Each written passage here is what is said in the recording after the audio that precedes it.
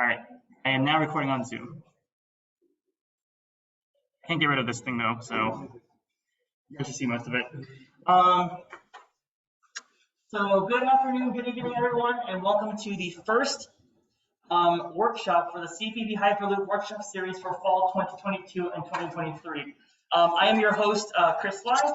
I am the president of CPP Hyperloop, and I am going to be hosting this Python workshop today.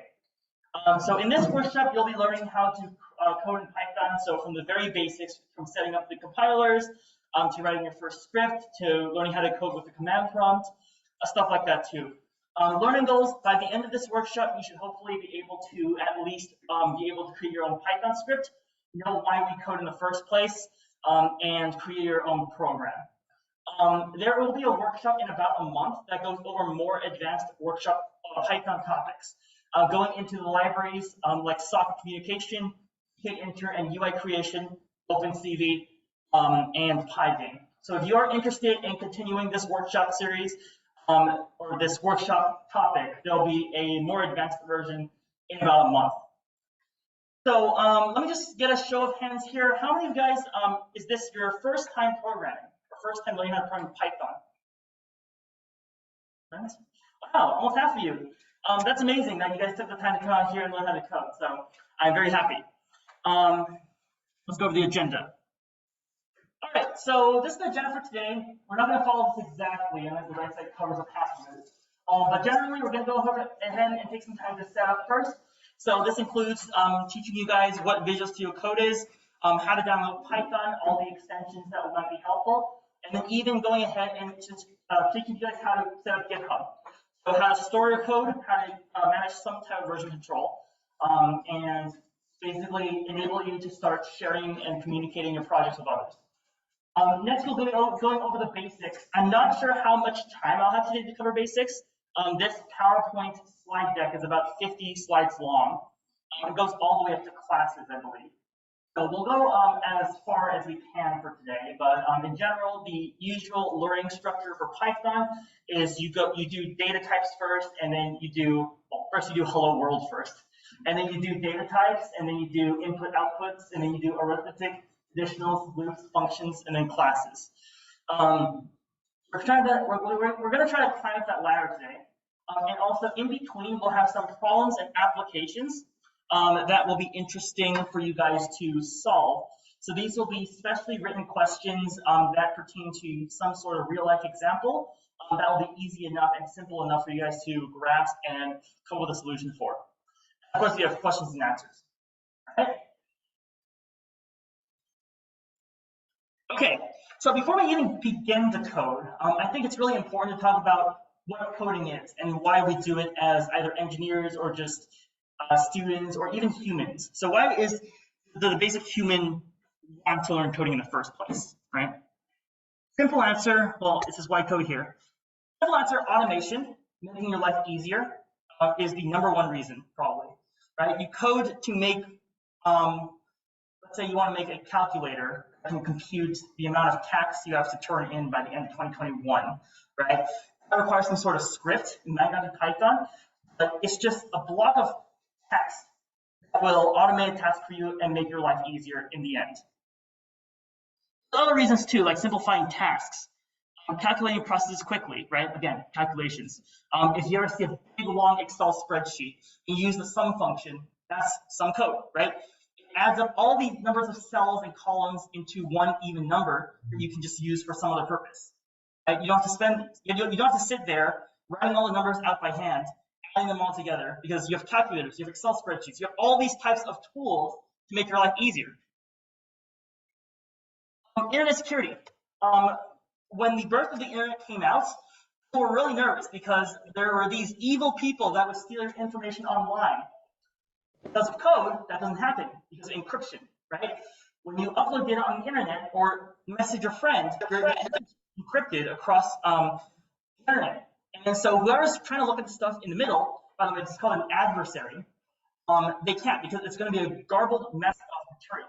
So code will keep you safe online as well. Internet access and wireless communication. When you access the internet, right, go to websites, some sort of code. Right? without code, without people who know how to code, it doesn't exist.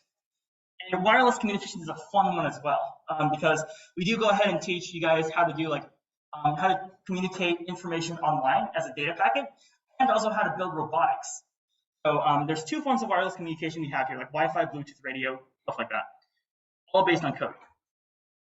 And finally, you can make and play games. I did that prematurely, but make and play games. So like I talked about in the second workshop, you can use code to write some code for Pygame, which you can actually make like a simple platformer or like a FPS game, like an RPG game, an MMORPG, stuff like that too. You know, Python isn't really the greatest language to make a game in because it's realistically really slow. But you know, every single game in existence uses some kind of code. So that's why we're learning this. That's why you guys are here to learn how to code today, just so you can make your life a little bit easier. Because it's fun. I mean, in my opinion, I'm sitting in front of a computer typing up code, and the best part of coding is when it works. People who have coded before understand the fact that if you see compiled success, that's like the best feeling ever after like 8 hours of troubleshooting. So here I have on the screen a few images.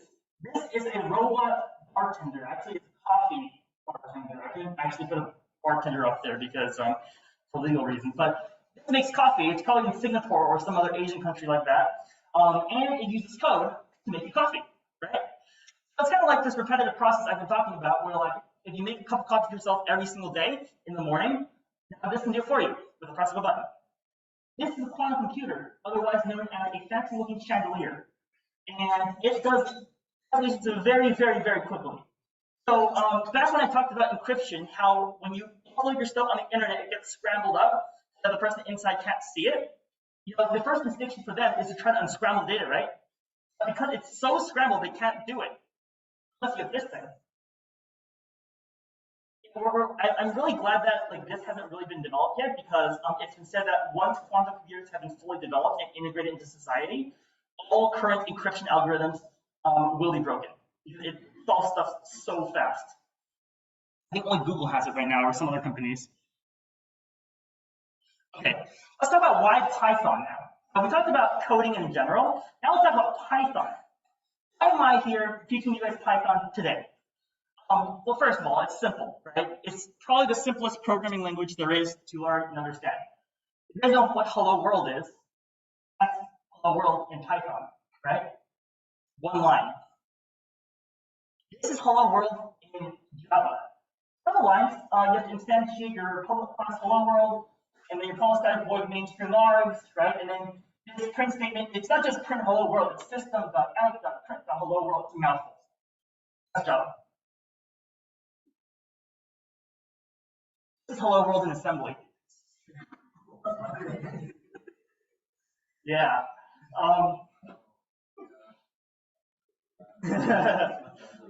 Yes, I will not be teaching you guys that today. Maybe sometime in the future, though. Assembly is what's known as a very low-level language. That means you're almost managing the ones and zeros within your computer in order to provide you with an output. In this case, hello world. I personally don't know what that means. I grabbed it off Google. Okay, so now that we know why we're learning Python, actually I skipped over a lot of stuff in the last slide. Hold on. Python, in addition to simple syntax, has a lot of high-level functions.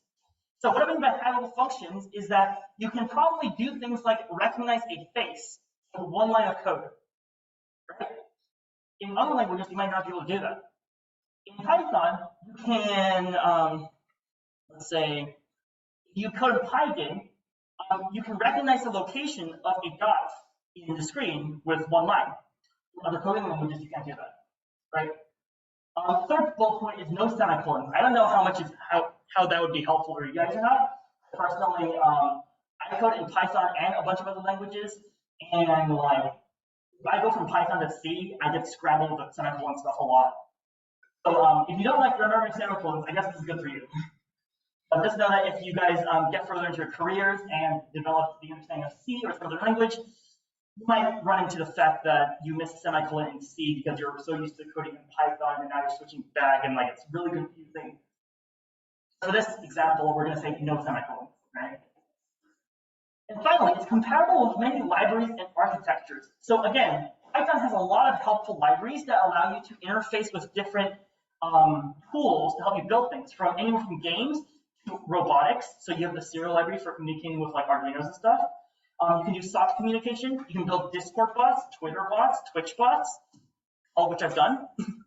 And so it's a very versatile language. And I think that because it's the simplicity of it and the versatility of it is so big, it's such a great first language to learn if you've never coded before. I'm gonna block this out. Okay, let's talk about types of coding languages here. So this course is not only this workshop is not only a crash course in Python, it's also a crash course in coding in general. Here's a list of coding languages. On the left here, we can see high-level languages. So high-level languages meaning there's like a bunch of functions that allow you to directly interface with the ones and zeros, right? So Python, C++, C#, Java, JavaScript, Ruby, Rust, all these languages will not make you interface with like low-level stuff. Like you don't have to go into the hardware and change the ones and zeros in order to make the machine work, unless you're into that kind of thing. You know, some people are. Some people actually start learning with the right languages here. These are low-level languages. So low-level languages allow you to interface directly with the ones and zeros inside your computer in order to create logic, in order to do arithmetic, stuff like that. You have C, assembly, Verilog, machine language. Well, we saw assembly already, right? Verilog and VHDL is one of those languages where you actually build it's kind of like building your own computer. You interface on the board with what's called an FPGA, which is a field programmable array, and you write your own logic gates in order to compute your inputs and outputs.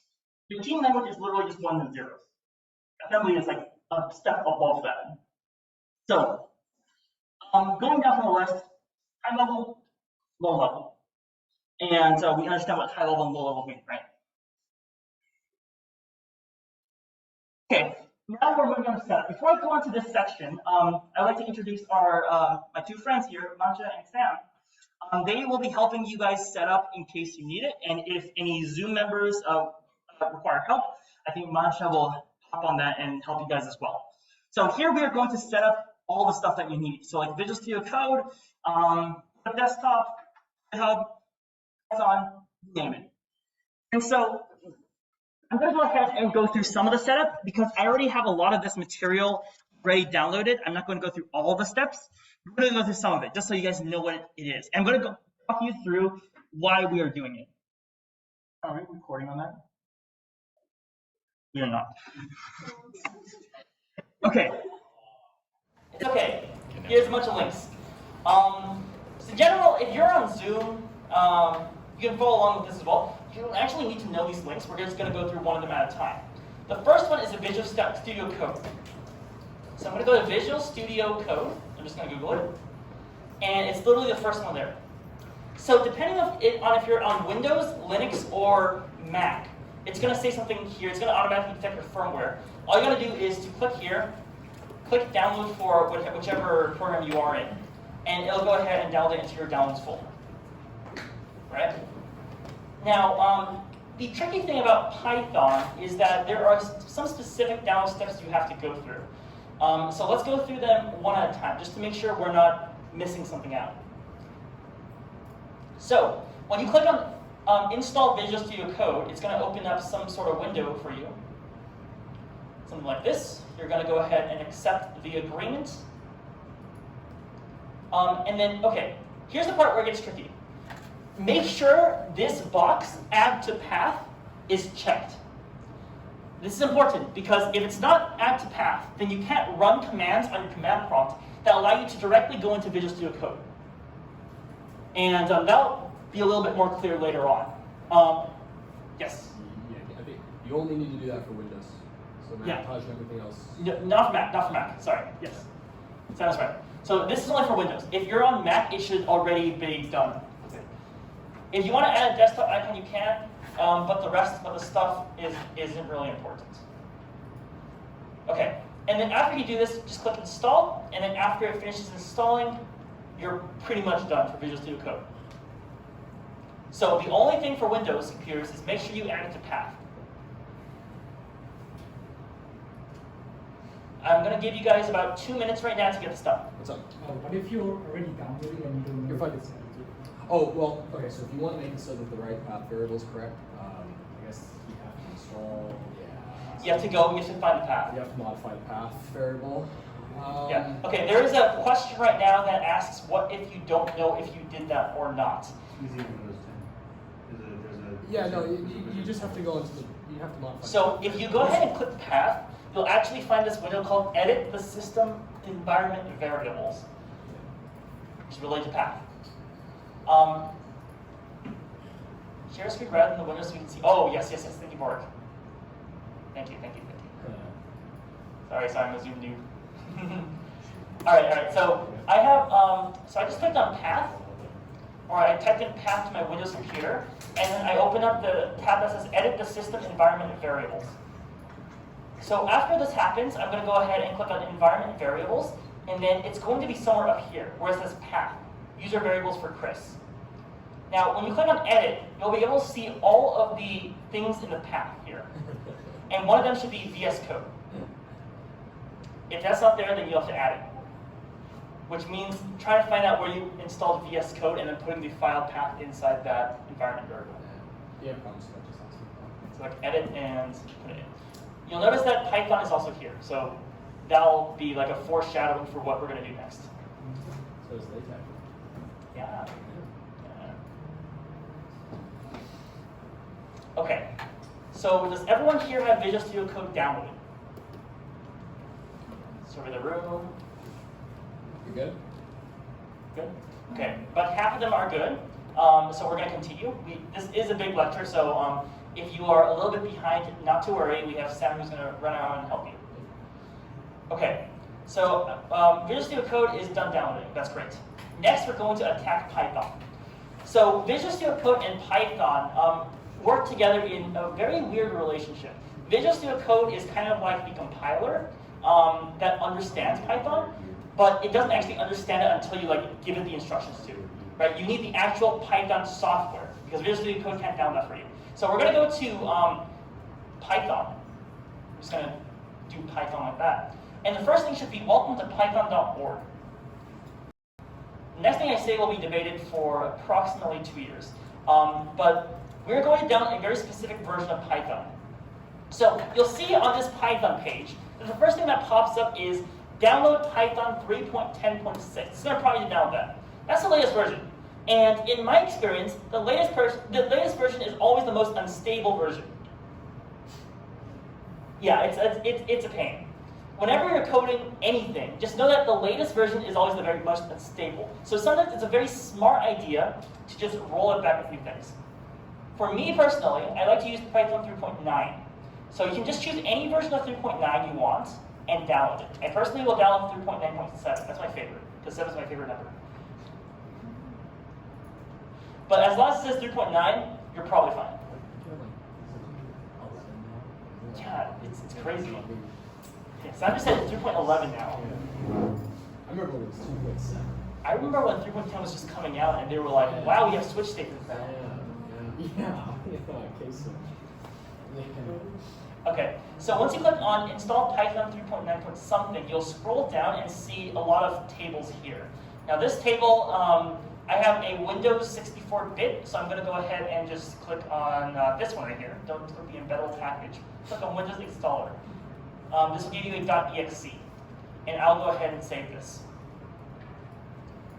Okay, so once you have it downloaded, whether you're on Mac or Windows, you're going to go ahead and click on the opening Python 3.9. something. And it's going to give you this to window. Here's the important part for Windows. It doesn't automatically check this for you. And I messed this up the first time, and I spent at least 3 hours Googling how to fix it. So please check this. Physically, add Python 3.9 to path. This will be important for later. All right? Don't click next step, because there's one more step. You're going to go ahead and click Customize Installation. And you're going to make sure all of these are checked. I'll go through them one at a time. Documentation. So this is going to give you documentation in case you need see what Python is up. Pip. This is a pip installer. So in case you want to download packages of stuff. you'll need this definitely. TCL, TK, and IDLE installs tkinter, which is a graphical user interface builder. Test suite, I don't care. PyLauncher, and for all users required elevation, updates the global PyLauncher from the previous version. Just check this. Are you going to use tkinter? No, maybe, but I don't know. I would just download tkinter just so you don't run into any weird issues later on. It's kind of an ugly interface. Yeah. Good for beginners. Okay, so after we get that checked out, make sure everything in the optional features is checked, and then make sure add Python 3.9 to pack is checked. And then install now. No, don't install. Okay, you guys click install. I will not click install because I already have this, and I'll overwrite all my settings. 2 Pythons in the pack. Boy, I wonder how well that's going to work. All right. Again, if you can't get to the step, just raise your hand. Sam will come running to you and help you out. All right? If anybody has any Macintosh problems too, Yes. Mac is a big fat issue too. So we're going to spend the next 5-ish minutes downloading Python. All right? And if Zoom, you guys have issues, let me know. Yes. I got it.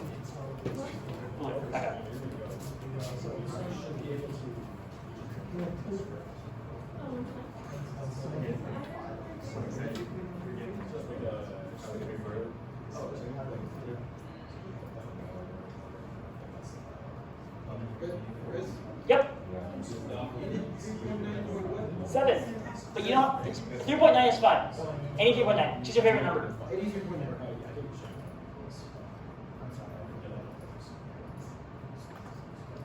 Make sure this is checked. That's the most important thing.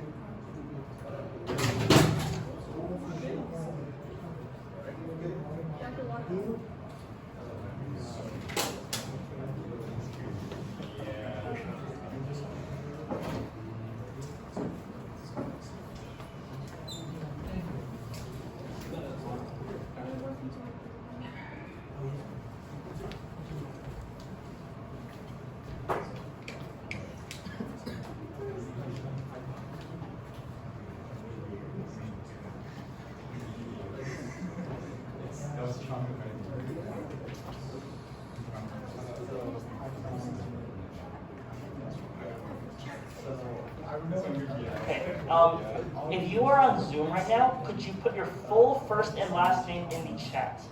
Just so we can sign you in. So your full first and last name in the chat. Thank you.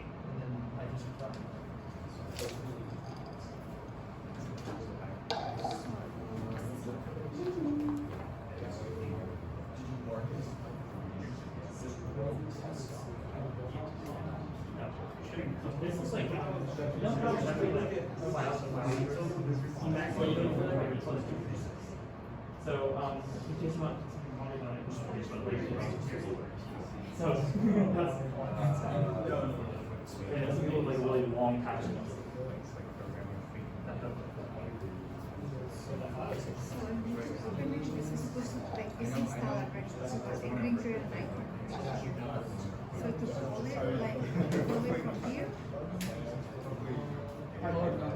Okay.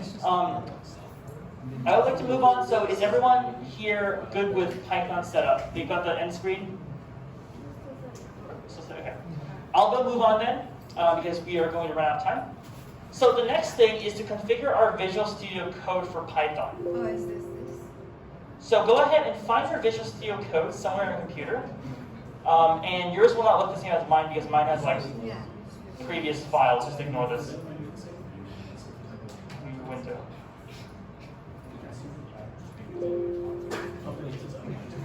Okay.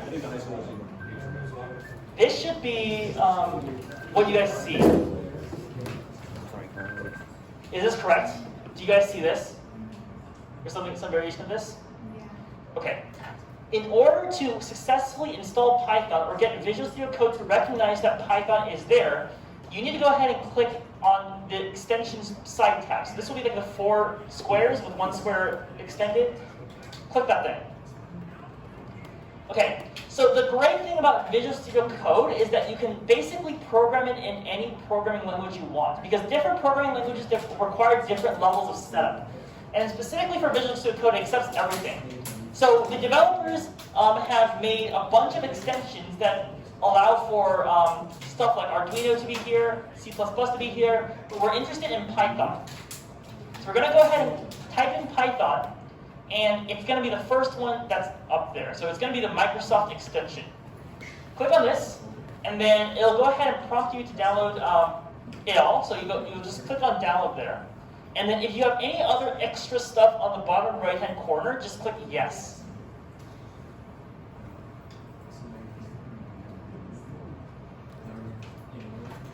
So this is the extension for Python, which is required for Visual Studio Code to recognize that Python is installed on your computer. So go ahead and install that. And then once you have installed that, you're almost there.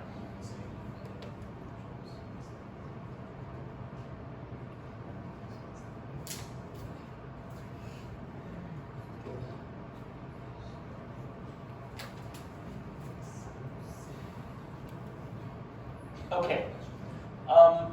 Does anyone not have this downloaded yet? On the right side of the room. Everyone's good? Yes? I have a question. So do we click on the select Python editor and run debug, like all the stuff on the bottom? Yes. On the bottom right, if it asks you to do stuff, just click on it. Just say yes. You do some random stuff, but some of it's good. Okay. So once everyone has completed this step, we are going to move on to GitHub. Because I want to make sure you guys have a place to put your code. Ready? Yeah. Okay, so we're going to go ahead and navigate to a website called github.com. Before this, how many of you guys already have a github.com account? Okay. We're going to get everyone GitHub account. So if you go to github.com, this will not be what you see. You'll see a sign-in link. I would like everyone to create their own GitHub account. You might have to verify your email and all that. So while you guys are getting that done, GitHub is kind of like Google Drive, except it is for code primarily. And there's also a nice little infrastructure inside called Git that allows you to have a lot of great version control. That means if you have a new version of code, you would update it on GitHub. And if your teammates have another new version of code, they'll update theirs to GitHub. So it is very great for collaboration, but also very good for storing your code. And a lot of recruiters love seeing this. So if you click on your profile, this is usually what recruiters will see, or your friends will see, when you go ahead and link your GitHub to them. It contains your profile picture, your name, and all of the interesting public projects that you've been working on over the past however many years. The most interesting and memed thing to see is the contributions chart. And you want this looking like a subway station in New York City, all filled in with like green dots all over the place. I'm not doing a great job of that, but for every day you put in a contribution or you commit something to GitHub, you'll get a neat little green square. And the more green squares you have, the more you've contributed to society, apparently. So.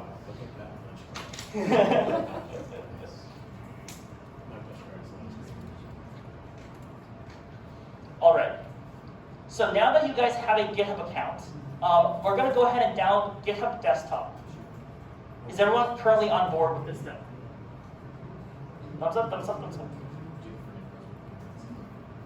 All right, one more minute.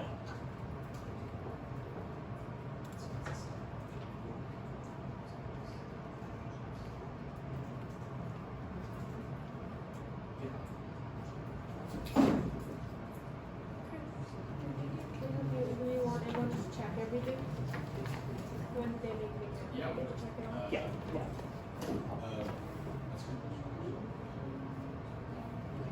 Hey, Chris. Yep. I have a quick question.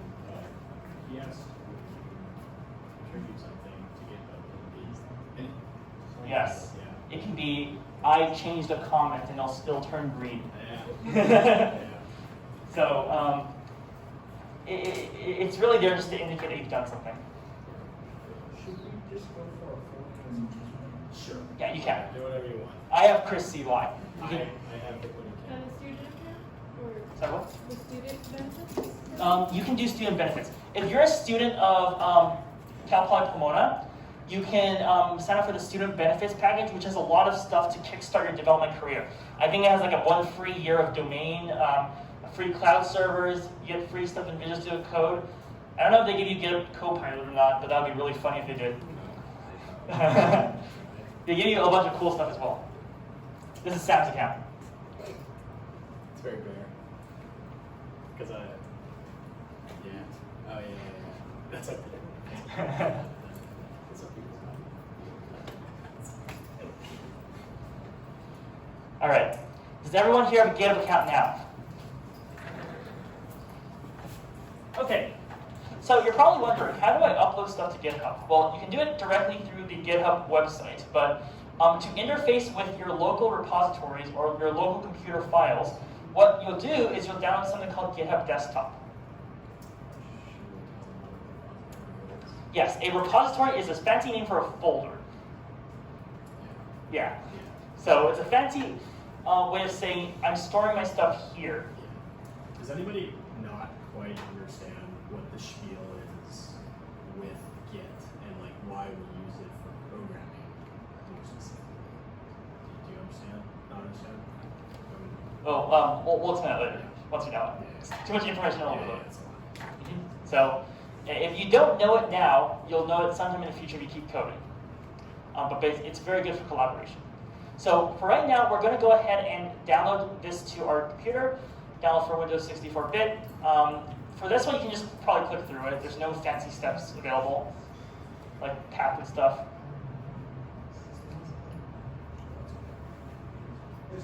If you're using Linux, you're out of luck. There's no GitHub Desktop for Linux.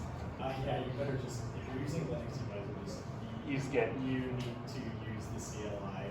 Yeah. You need to be a big boy. Yeah. Yes. For when I create the account, just turn anything up to check for specific features?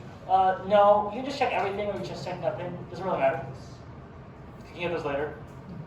So GitHub Desktop, just go ahead and click on this to open it.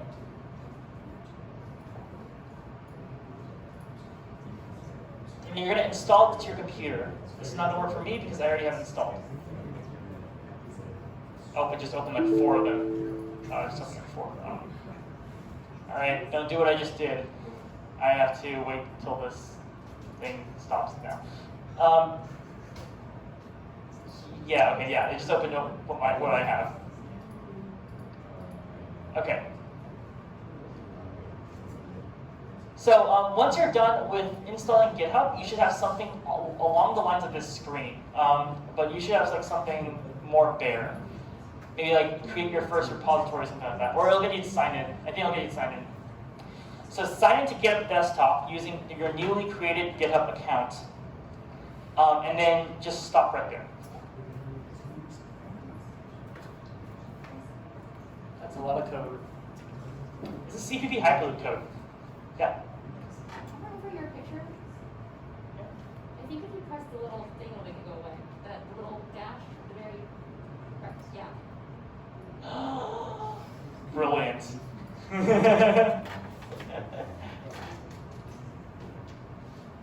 All right, now everyone in person here can see.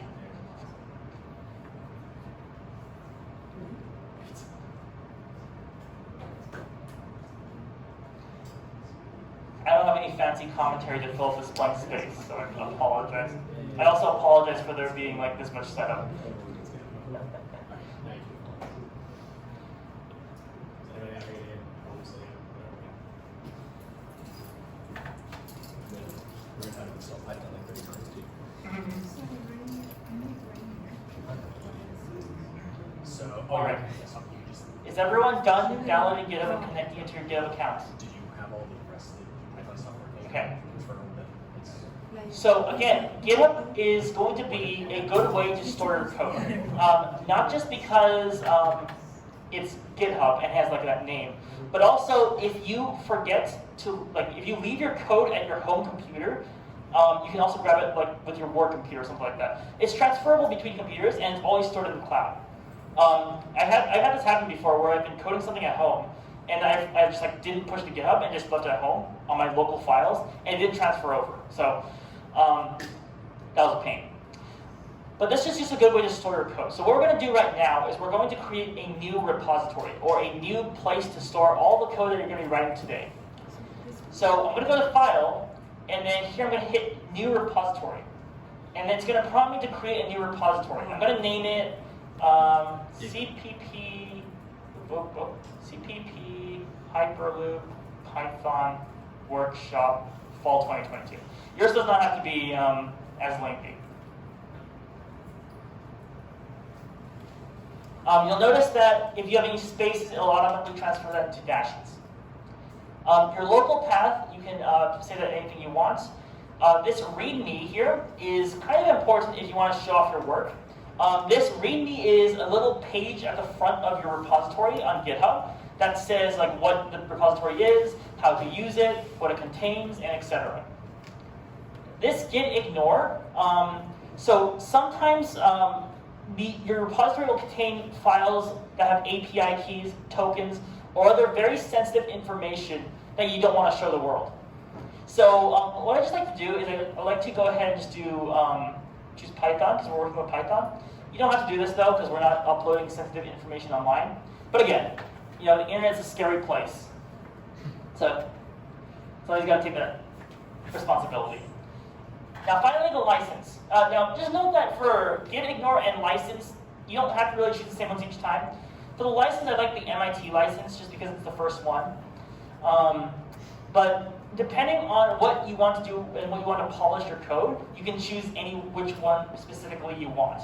So everything below this dashed line is very specific to some like certain repository or some code, like maybe it's a bot, maybe it's a government something, I don't know.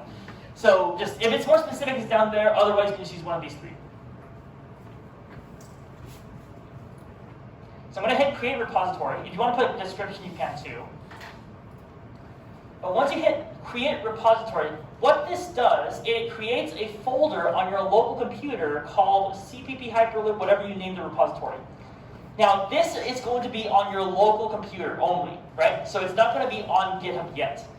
Once you hit publish repository, it's going to send that local folder from your computer, and it's going to send a linked copy to the cloud. It's really cool. So go ahead and hit publish repository, and you can choose to keep the code private, or you can publish it on your GitHub repository, whatever you want. Like from this workshop, you can publish the code directly onto the cloud. Doesn't matter. I'm just going to hit uncheck this to make it public, and then I'm going to hit publish repository. Okay, so now you're going to see a bunch of stuff, right? You're going to see current repository, current branch, fetch origin. We're not going to talk about complicated Git stuff today because we have a bunch of other stuff to talk about. But all you've done is you went ahead and if you go to your GitHub profile, you should now be able to go to your profile and go to your repositories, and you're going to see that. You're going to see the repository you just created from your computer uploaded to GitHub. Cool, huh? So, now this isn't like Google Drive in which if you change something on your computer, it immediately gets sent to this folder online here. You'll have to do what's called a push. A push and a commit. Commits first, and then you push. So we'll go over how to do that later on. But as of right now, if you guys have this folder, you're in the right place. So if you're able to see your folder on GitHub, and it says that, and you have the README, you have the license, you're good. Right? Does anybody not have a folder? Yes. Is anyone behind? At all? Nope. Everyone's good? Wow. Wow. Awesome. So we're almost on setup. So now you have a place to store your code. You have the actual Python compiler yourself. All we need to do now is actually access this. So I'm going to go to my Github Desktop. I'm going to go to, I believe it's repository. And I'm just going to take a look at what it looks like in the Explorer. So I'm going to click Show in Explorer. Now, under whatever folder I have in, I can see the CPP Hyperloop Github folder and all of its contents. So each folder is going to have this hidden .git folder. If you don't have your settings correctly calibrated, it's going to be hidden. Right? You can unhide it by going to, this is for Windows only, by the way. Go to View, and then you're going to go to File Name Extensions and Hidden Items. Right there. But the .git folder basically tells your computer that there is a version online that you have to link to. It contains some sort of key that matches with a key on the cloud, and it links together like that. So it's not really important. So this is the folder that you're going to store all your code in. And if you have another project you like to use Github Desktop for, you just go ahead and create a new repository based on like whatever you're doing. Maybe it's like a new game. And then that's where you put all the files in. And it's a really nice way of organizing it. Now, once you get like really good at Github Desktop, just the basic file creation, you can get into more complicated stuff like pushing, commits, merge conflicts. But you know, just don't worry about that stuff yet. All you need to know right now is you have a folder to store your stuff, you have some way of getting to the cloud, and your code is protected as long as you commit and push. So we're going to create your first. Yes. Yes. I don't have to get a folder. Okay, are you on Windows or Mac? Windows. Okay, help me. Okay, so what we're going to do now is we are going to open this folder in Visual Studio Code. What you're going to do is you're going to go to Repository, and there should be something here that says Open in Visual Studio Code. Is that there for you guys? Yeah. Cool, awesome. Let's go ahead and click it. And what this is going to do is it's going to open a workspace in Visual Studio Code with your folder in it. Now, a workspace in Visual Studio Code terms is basically an environment with all your files on there. A workspace can contain multiple folders and multiple different environments. So it's really useful for navigating. It's kind of like File Explorer, but like you're able to see the files on the left-hand side, and you're able to see the other stuff on the right. I'm getting too close to the microphone here. So what we're going to do now is we're going to create our first ever Python file. Isn't that exciting? Yes. I think we need to download a Git. Oh, if you see download the Git extension, ignore it. Ignore it. Press no. No Visual Studio Code Git extension. It messes up everything. Oh, lol. No, I'm just kidding. You made me panic there. Yeah, the Git extension is no bueno. Just mess. No. So if you're listening on Zoom, do not download the Git extension if Visual Studio Code prompts you to, unless you know what you're doing. But where do I create it? So no. If you clicked it, then it should be okay. Alright. You're on. Okay, thank you.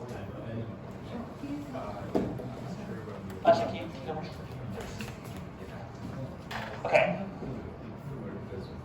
For those of you who are here, that's amazing. So what we're going to do is we're going to look at what the Visual Studio Code has to offer.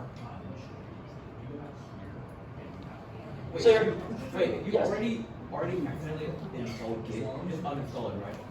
Yeah, no, like, it should be fine. Nothing really bad should happen. Just ignore it.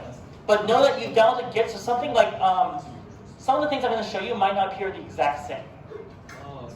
Yeah, and when that happens, if that breaks your entire code, just let us know, and you can install it.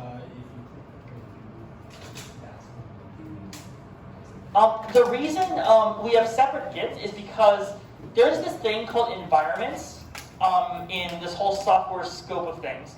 You already have Git downloaded on Github Desktop, but you do not have Git downloaded on your Visual Studio Code environment. So your Github Desktop environment is separate.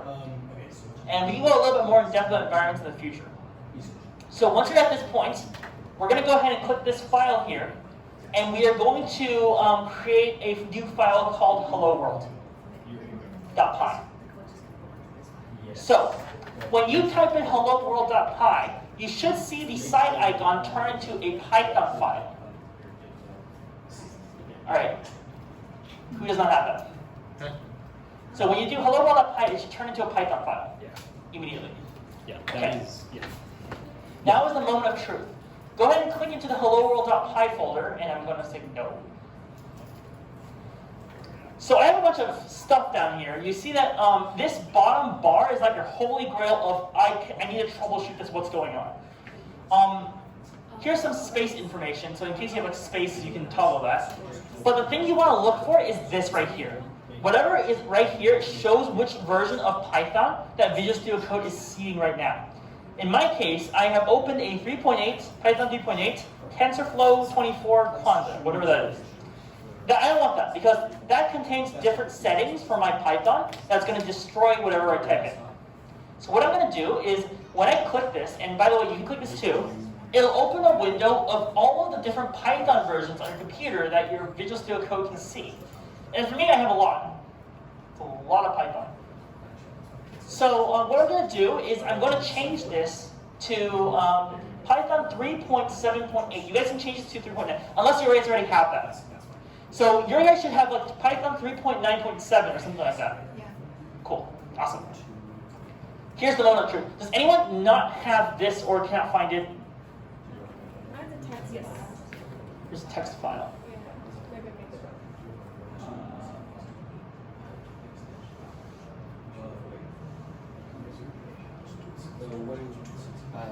up. You download the Python extension. Okay. We're going to troubleshoot those two things right now.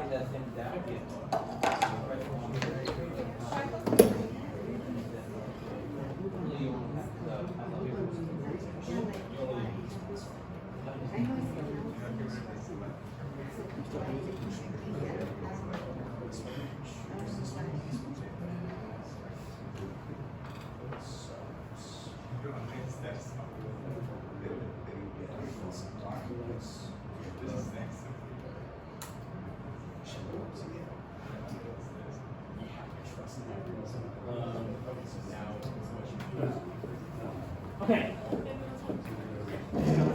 So if you don't have Python, like Mantra didn't have Python, you would just click on whatever language was open in your text file, and you just type Python in the interpreter, and it'll like auto-lock into it.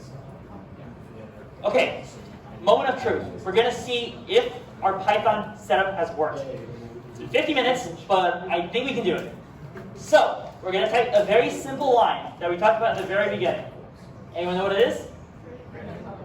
Yeah, print, and then make sure you put hello world in parentheses. I mean, quotation marks. Hello world. You gotta make sure you have the exclamation mark. Once you do this, you're gonna go ahead and find the play button at the top here, which says run Python file. When you click on that, a terminal will open. And if you see this, you've won. You've won the setup game. Yeah.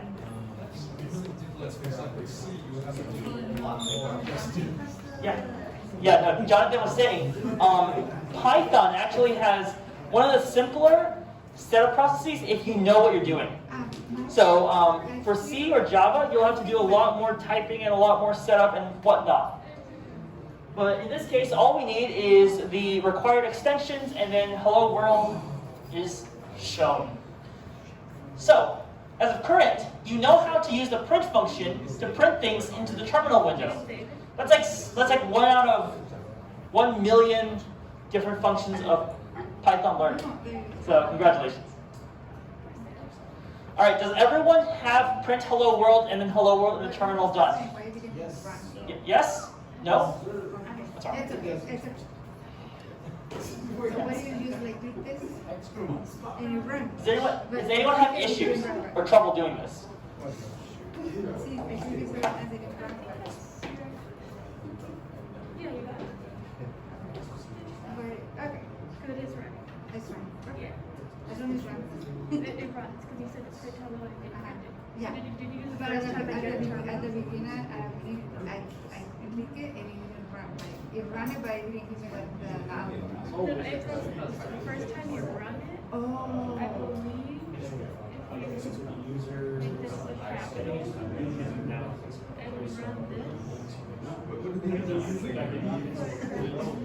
you got it. So it's that where you're supposed to get it. I think you're good. Oh, okay. I said, why is it not running? Yeah, because he's in the terminal right now. Oh, That's okay. you're an output. The output is I saw that. It's fun stuff.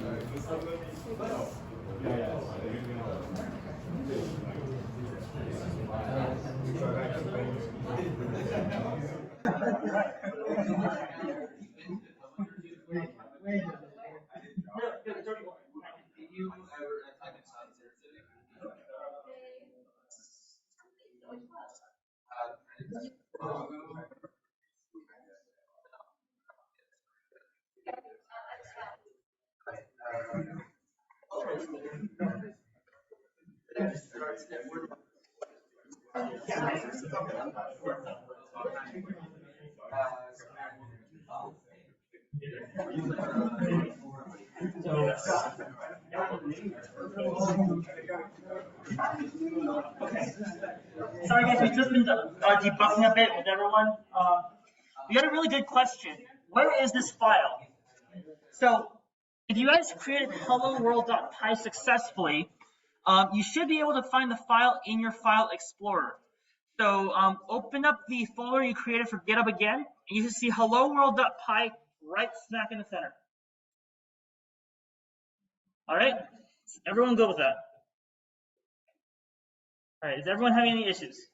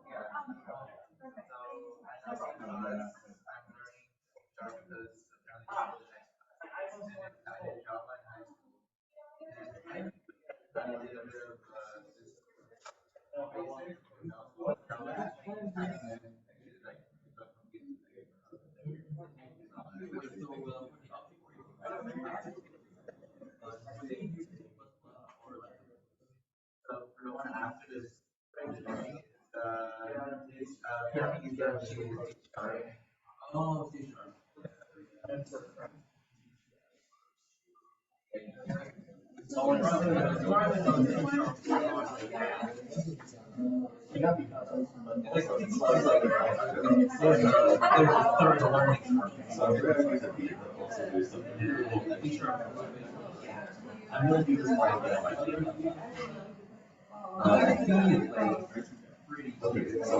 Okay. Is everyone back?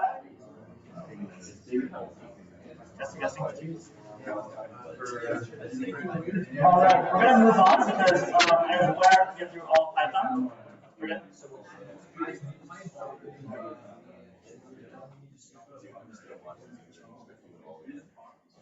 Okay. So everyone has hello-world.py working, right? Wow. Awesome. I'm glad that set up something really good. Yes. Okay, so one last thing before we start getting into actually coding. So you know what print statements are now, right?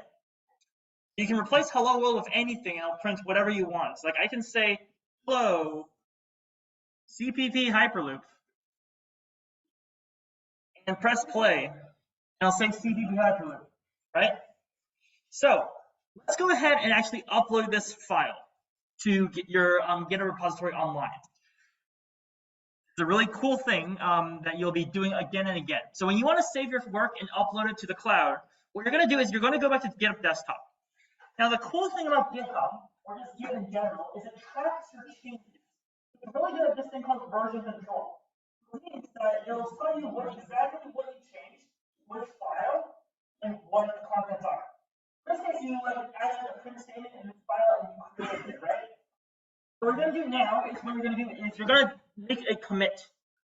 So when you change something in GitHub terms, you're making a commit. You want to describe what you changed.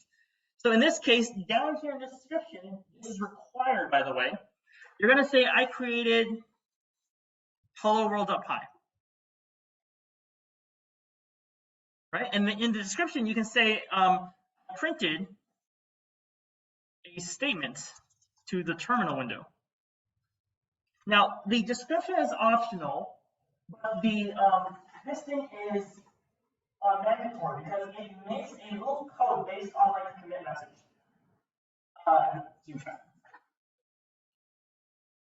Then we open this window again. This window is GitHub Desktop. So if you accidentally close this, just go back and search for it.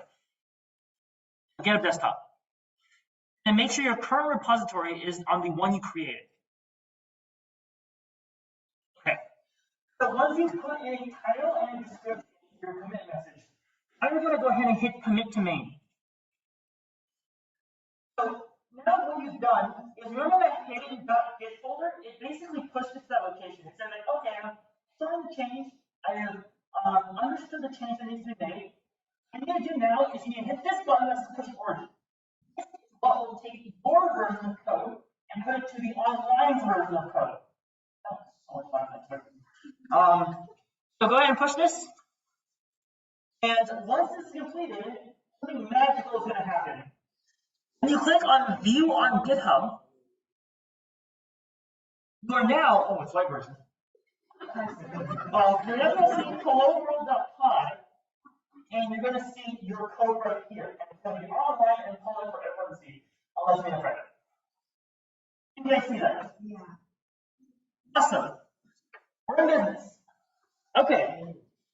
So for the last hour, actually we timed this really well. We set up all the material. We got everyone set up with GitHub, so everyone knows how to make a file, write something in Python with a print statement, upload this file to GitHub Classroom, not GitHub Classroom, Desktop, and upload it to GitHub. I used GitHub Classroom over the summer, by the way. It's a neat little thing. Okay, so let's go back to the presentation, and we'll go start it on taking a look at some more intricate things.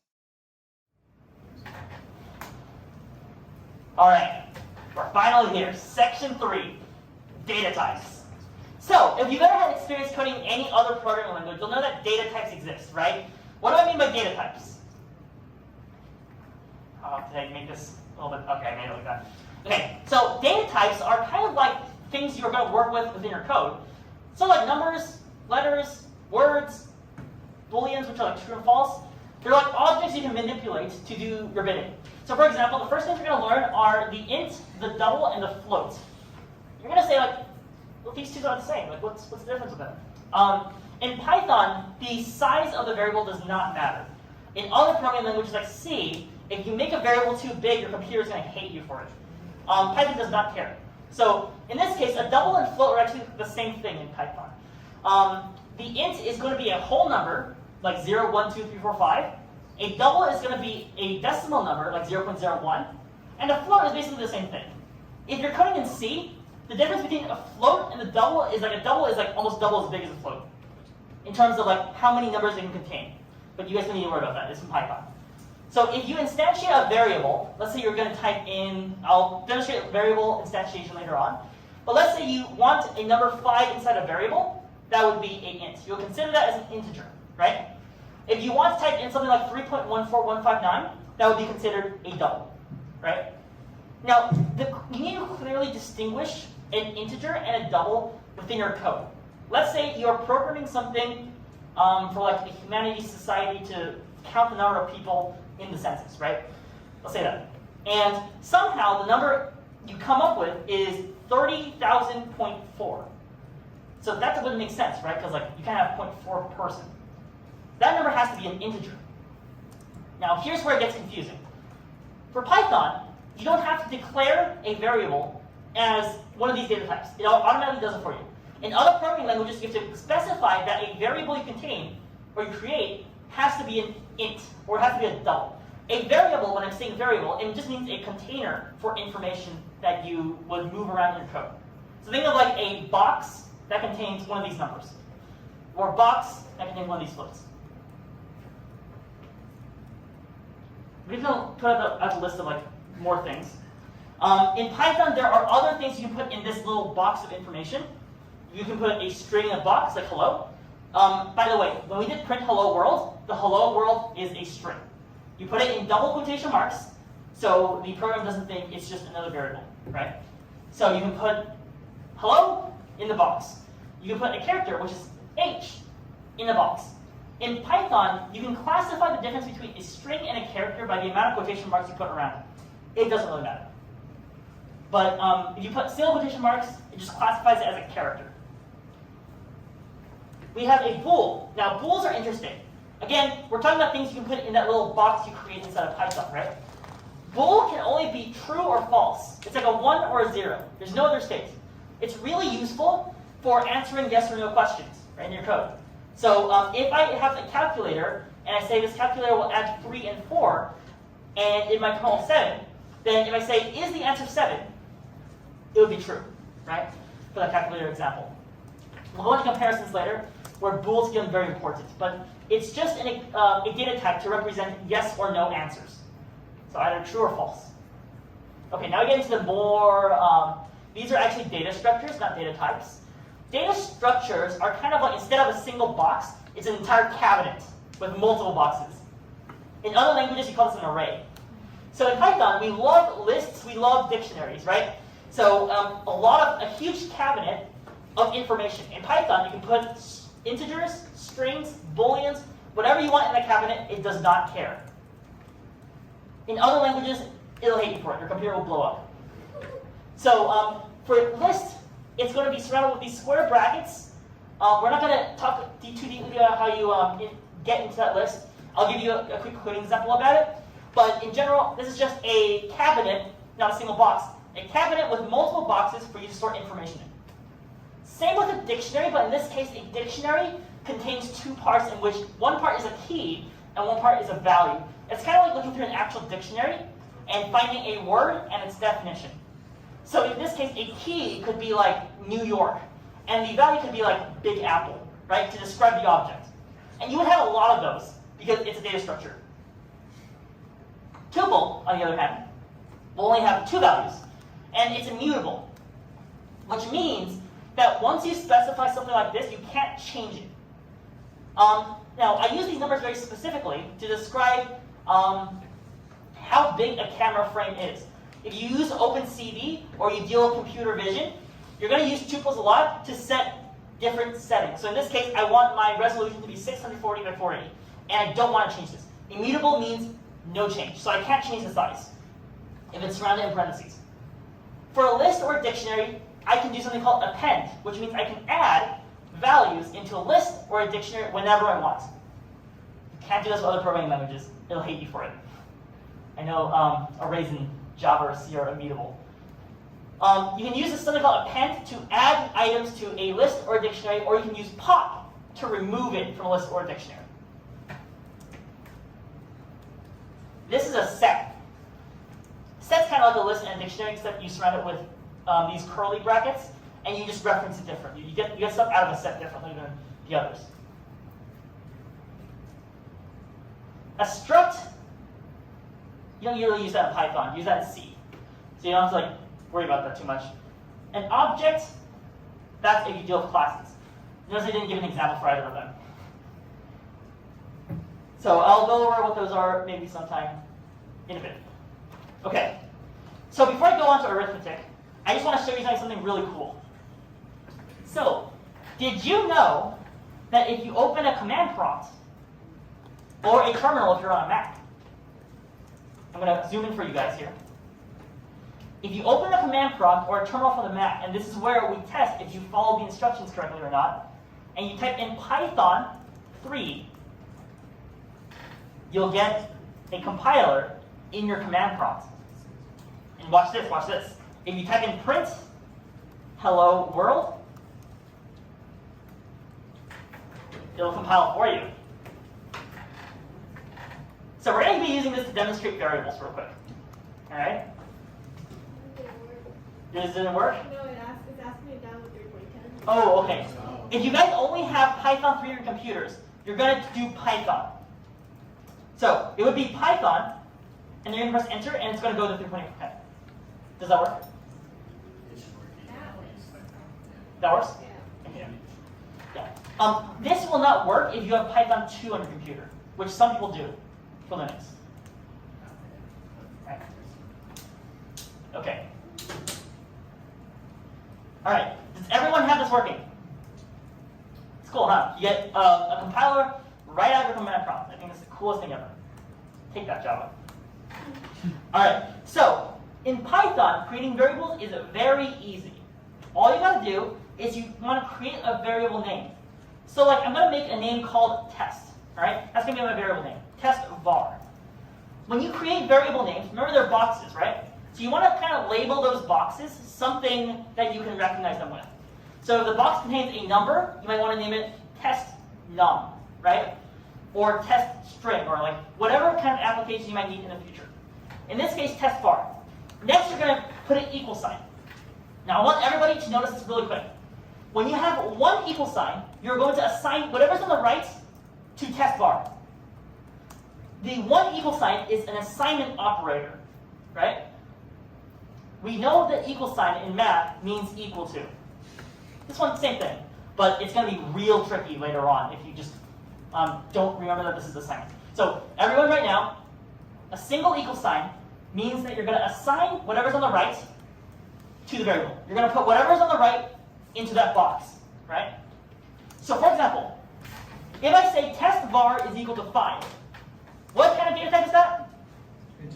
Integer. Great. Enter. Nothing shows up. And nothing should show up, right? It just assigns a integer 5 into test var.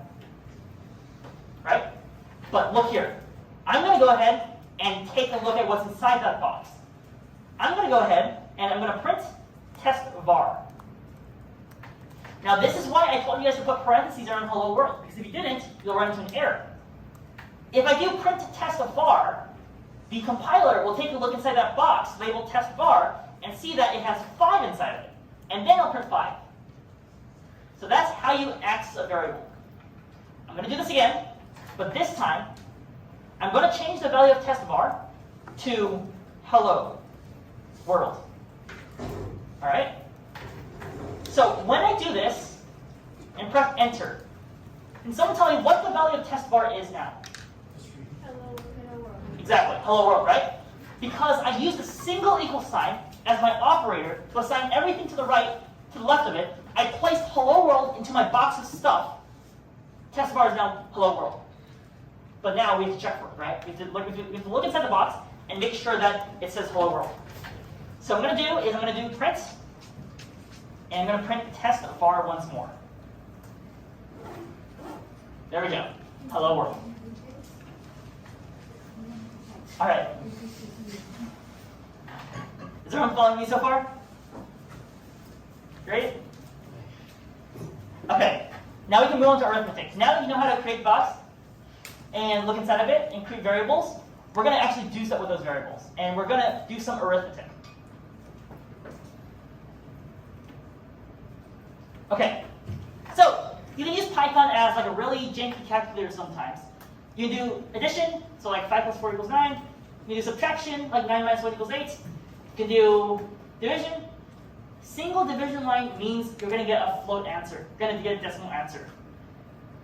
You can do multiplication, like 5 times 5 equals 25. Anyone get that joke? You'll get it in a second.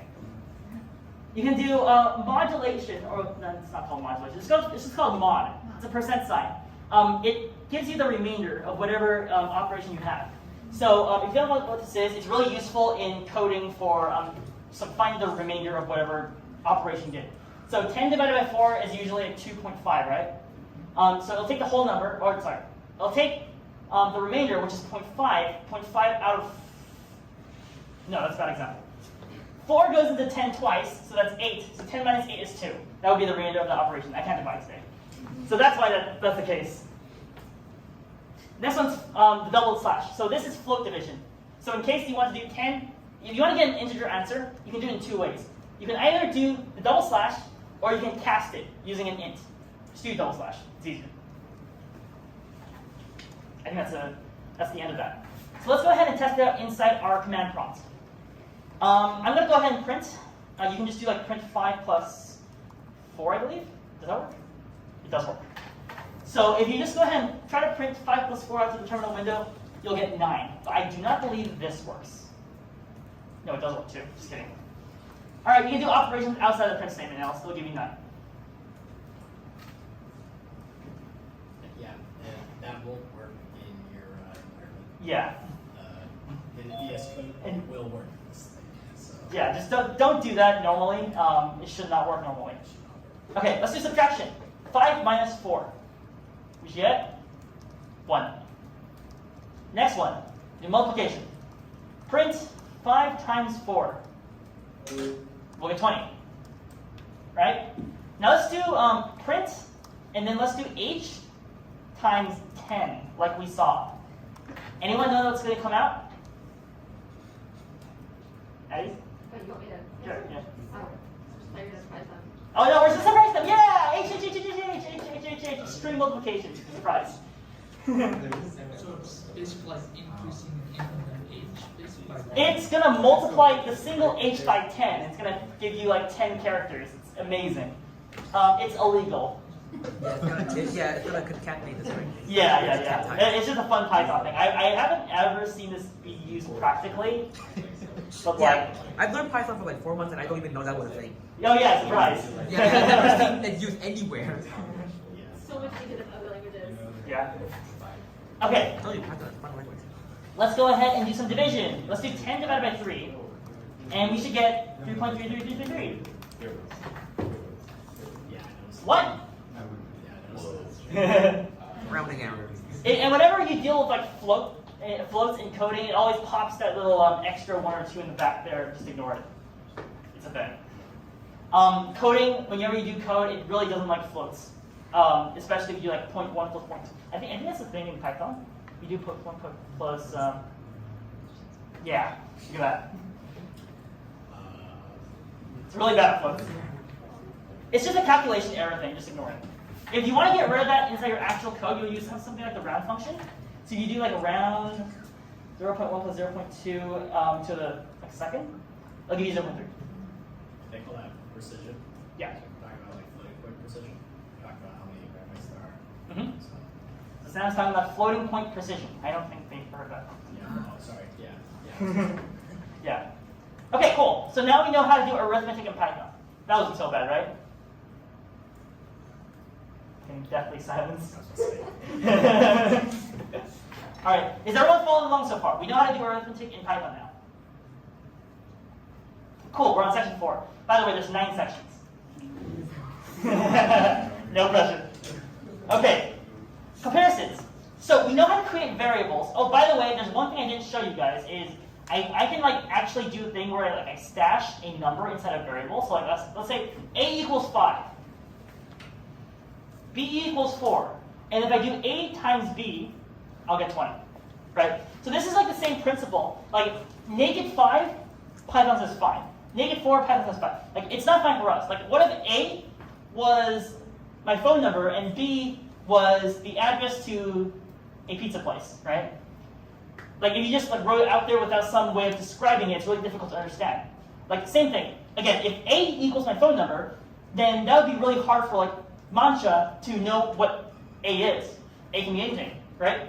Until you look inside it. These variables are volatile, and I use the word volatile carefully, which means they can be changed anywhere inside your code. So if they get changed somewhere, and you don't know what it says, because while the code's running, you can't just like look into the box of stuff and say, oh, it's like 5, now it's 3.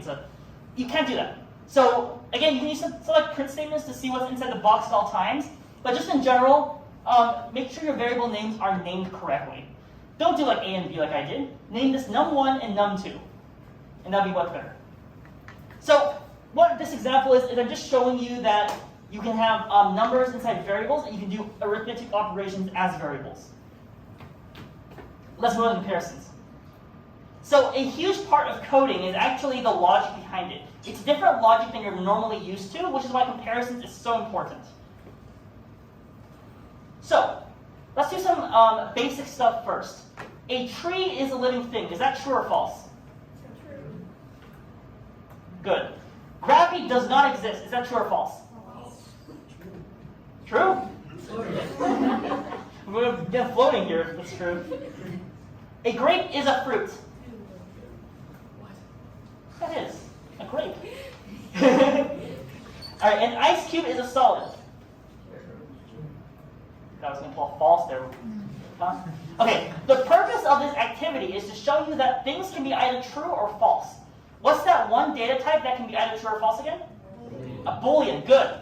So, basically you can use a Boolean to describe the output of each of these statements, right? Every single one of these can be a Boolean. Great. Now let's skip the kindergarten material and go to a harder thing, which is numbers, first grade. 5 is larger than 3. In coding, it represents this 5 is greater than 3. Is this true or false? True, good. -5 is larger than 9. True or false? Good. 2 is the same as 2. True or false? If I put this inside the compiler, will it give me true or false? Good. Double equal sign here now, huh? Now, that's why I told you guys to be careful of the single equal sign, because what does the single equal sign mean again? Right, so assignment. Double equal sign is comparison, making sure the left side is equal to the right side. It's different, so watch out. Last one, 2 is less than 6. Wait, it's not true. Oh, it is? No, it's supposed to be true. Oh, just kidding, I'm done. Just kidding, no, it's supposed to be true. No one saw this. You said this was first grade stuff, correct? Yeah.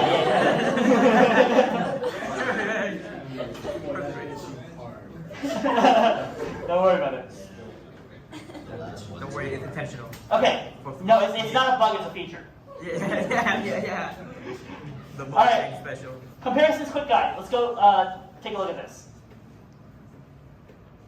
Can't see that yet. So there are a total of 6 comparisons that you can use to compare 2 statements together. First one's less than, second one's less than equal than, third one's greater than, fourth one's greater than equal than.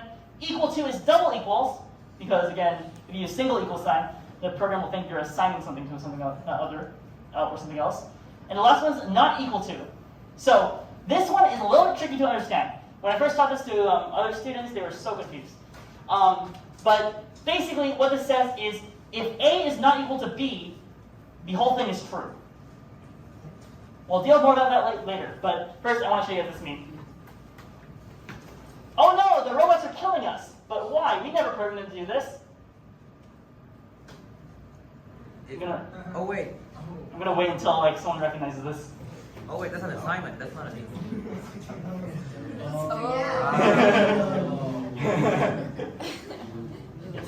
It's Java, but it says if is crazy murdering robot equals true, and kill humans, else be nice to humans. But the crazy murdering robot is false. So what they did here was they, instead of comparing crazy murdering robot and true, they assigned true to crazy murdering robot, causing them to kill humans. So that's why double equal signs are very important. Like this will not throw an error at you. It's tricky. It will continue compiling to the very end. And then you're like, why isn't my code working? Because somewhere you forgot the double equal sign. Well, encoded. Okay. For those of you who are taking Boolean Logic, digital logic, it should be really easy. Comparing 2 statements. So statements would be something like 3 is less than 5, or 2 is less than 6, which should be true. So if you have 2 statements, you can actually put them in a bigger comparison using and or. So in this case, the first case, if statement 1 is true and statement 2 is true, then the whole thing is true, right? So both statements must be true in order for the full statement to be true. If one of them is false, the whole thing is false. It throws everything out of whack. Next one is statement 1 or statement 2. So if one of these statements is true, then the whole thing is true. If statement 1 is false and statement 2 is true, then then the whole thing is true.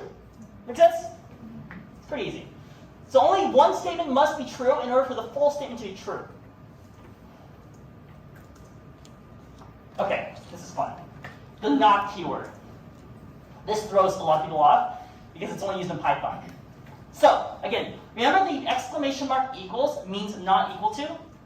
Well, alternatively, you can use not, and it becomes really confusing in some scenarios. Example, if A is equal to double quotation, and that should be double equal to actually, then not A is equal to true. So if an empty string exists inside a variable, if you put not A before the variable, it's going to equal true. Does that make sense? So it's the opposite of what you think it is. Right? Because the empty quotation mark is empty. There's nothing there. That's why if you look in the box and you say, is there nothing? The answer is yes. That's the explanation for it. So this one more time. A equals a blank quotation mark. I have a box. I'm putting nothing inside the box. And then on the next one, I'm looking in the box and saying, is there nothing inside the box? The answer is yes. Right? Because there's nothing in the box.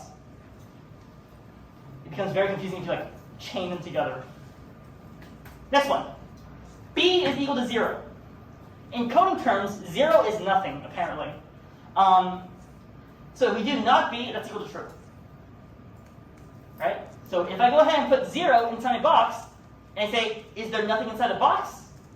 Python says, yes, there's nothing inside the box, so it's true. So you can kind of get the pattern of this, right? You guys can go ahead and test this on a compiler to make sure it's right, and I'm not just like fooling you guys. C is false. That's like a negation, right? That's not a thing. That's no. That's 0. Not C equals true.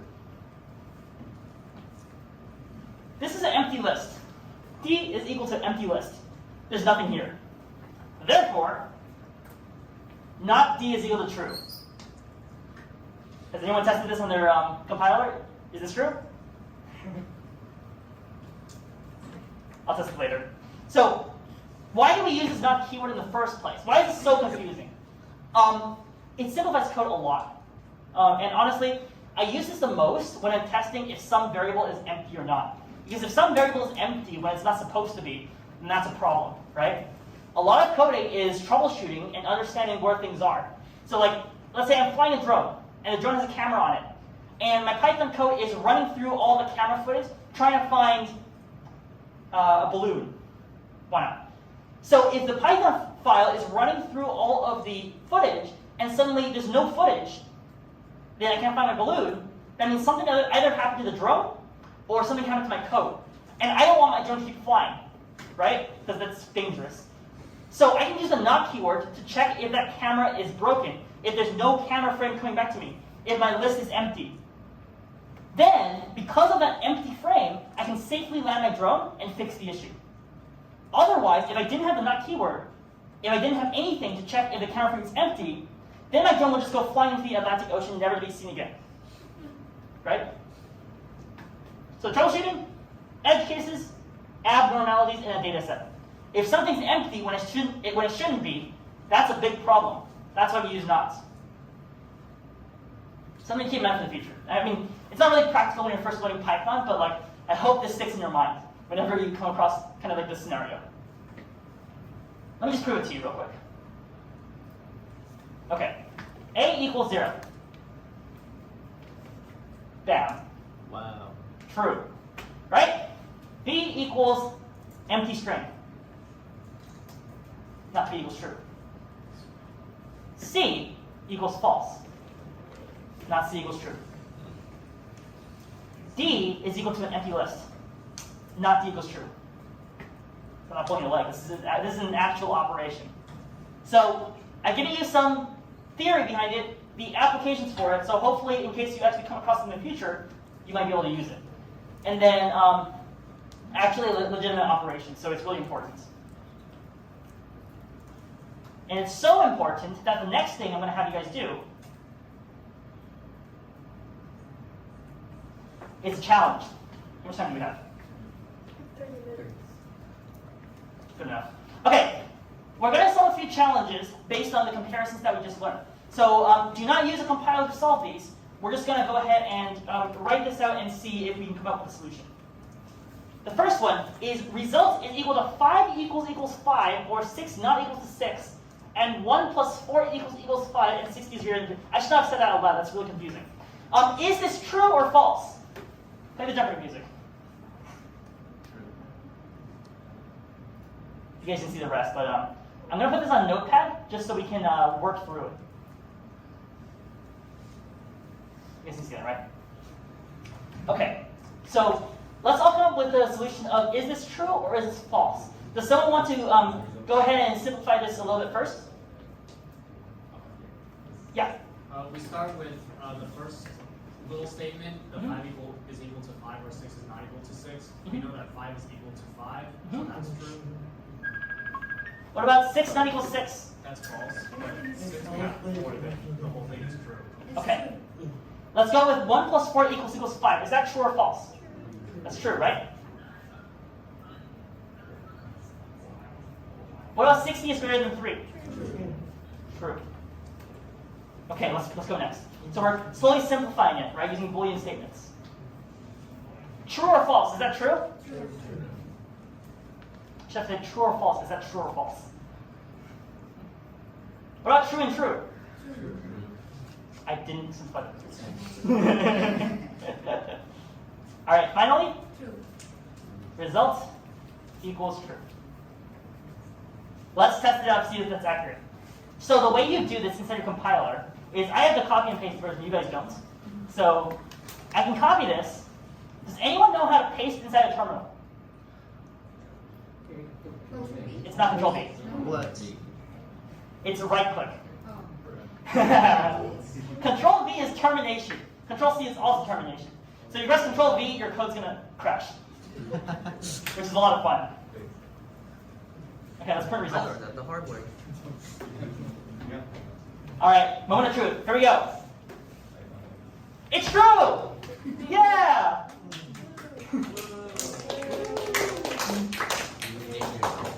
All right, that was 1 out of 3. It gets harder from here. Okay, let's do the yellow challenge now. Okay, so we have CO1 is red, CO2 is red, CO3 is beaver, CO2 is beaver, null point is an empty string, and we have this. Is this true or false? Let's work this out. Can someone tell me what I should do first? All right, CO1 is equal to CO2. Is that true or false? True. Is that true? Yes. Are you sure? Are you sure? Look at your definitions at the very beginning.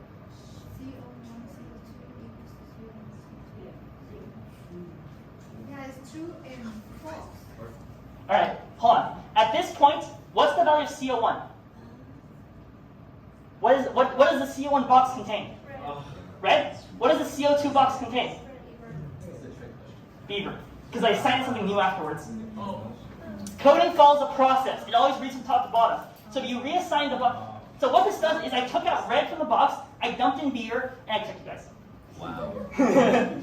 So here, CO1 is red, CO2 is Beaver.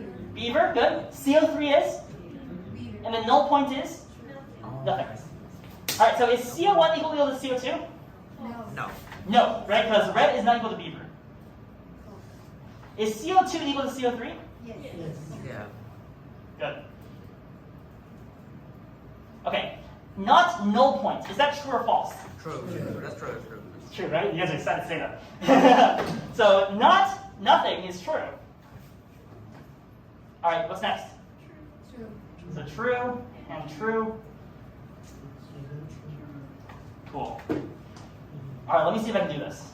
So if I copy the entire thing and I put it in Python. True! Wow. Yeah, good job, guys. All right, last one, the hardest one.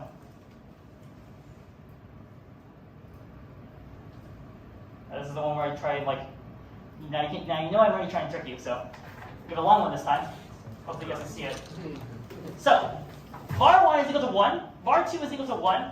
What is result? Is it true or false?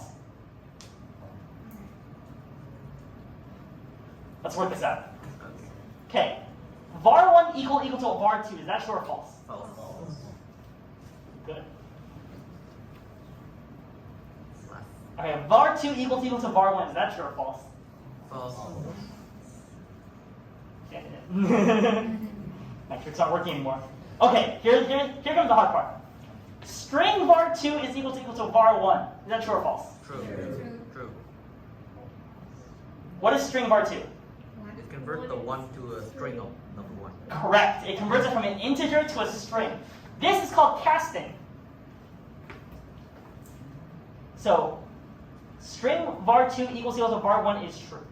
What about not int var1 minus var2?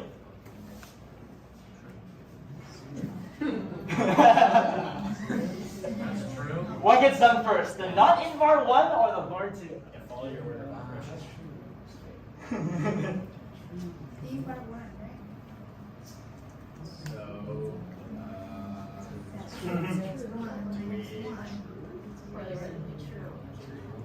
Let's test it out. So the cool thing about Python is if you're confused with something like this, you can always test it out. So go to your compiler, and you're going to do not 1 minus 1. True. Heck. So what happens here is they put invisible parentheses around 1 minus 1 because the order of operations say that everything inside must be completed before the not. So it does not 1 minus 1 because 1 minus 1 is 0. It does not 0, which is true. Make sense?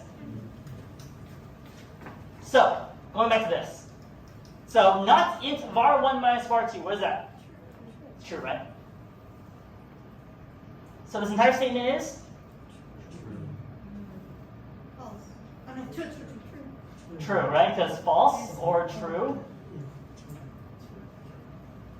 Okay, let's test it. I'll do this one was tricky.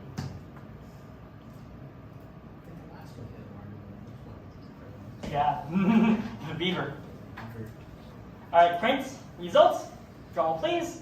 True. Yeah. So now we know how to cast. We know how to compare. We know how to arithmetic. Oh, watch out. No one saw that. All right. It's okay. It's a Friday. It's a We all Friday. have those kind of days. 100 degrees. Yeah. Yeah, sure. It's like nearly Absolutely 110. more than expected. It's horrific. This week is horrific. Gosh. Oh, we have. Time just that we covered quite a bit. Section 5, conditionals. Yeah. Okay. What time is it? 7:36. Okay. All right. Conditionals is a step up in comparisons. You need to really understand comparisons in order to get conditionals, because now we're getting to if else, that territory. So before we go on, I want to talk about some soft skills because soft skills are important to understand. We're going to start talking about how to document your code properly. In this, the first one is called flowcharts. You want to make a great flowchart so that if I pass my code up to Mancha, she can read it and go, oh, I know how your code works. And then she can replicate the code on her own computer. You know, I was going to have you guys play like telephone with that idea in mind, but we don't have time. So all code is procedural. All code follows a process. So again, it got you in that second question because you didn't follow the order of it reassigning that second variable, right? So all code will go from the start position and go from task 1, task 2, task 3, task 4, task 5, all the way to the finish. In code, that's like from top to the bottom, right? If you have if statements, if you have loops, it'll go back and forth and whatnot. It's like baking a cake, right?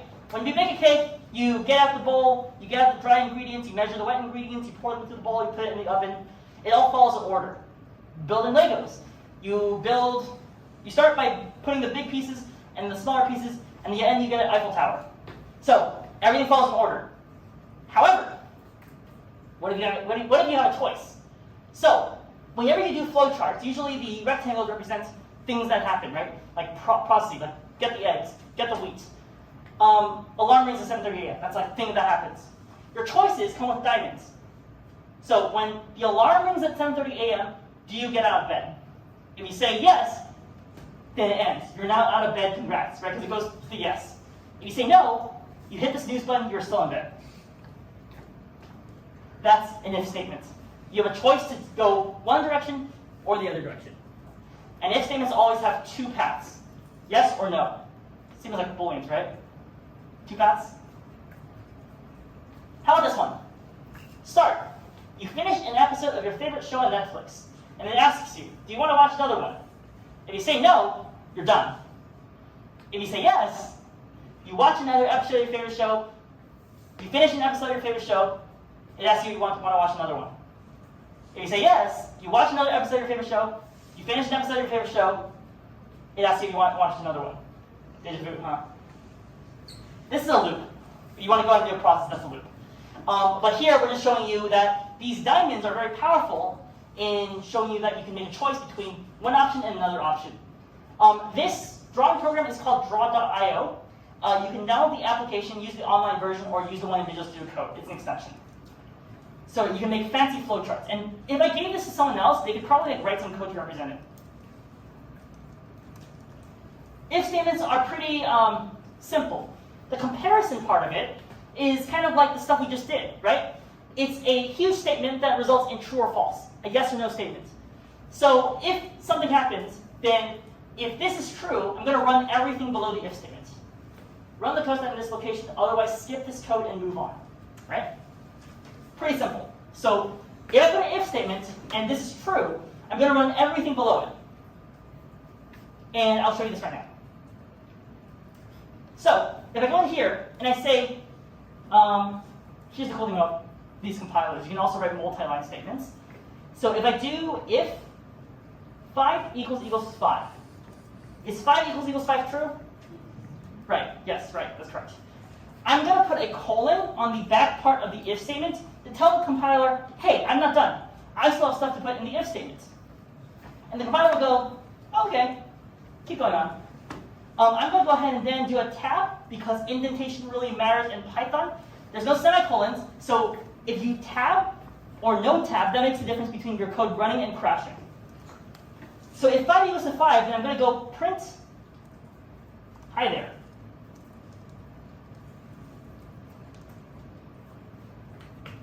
Hi there, because 5 is equal to 5, right?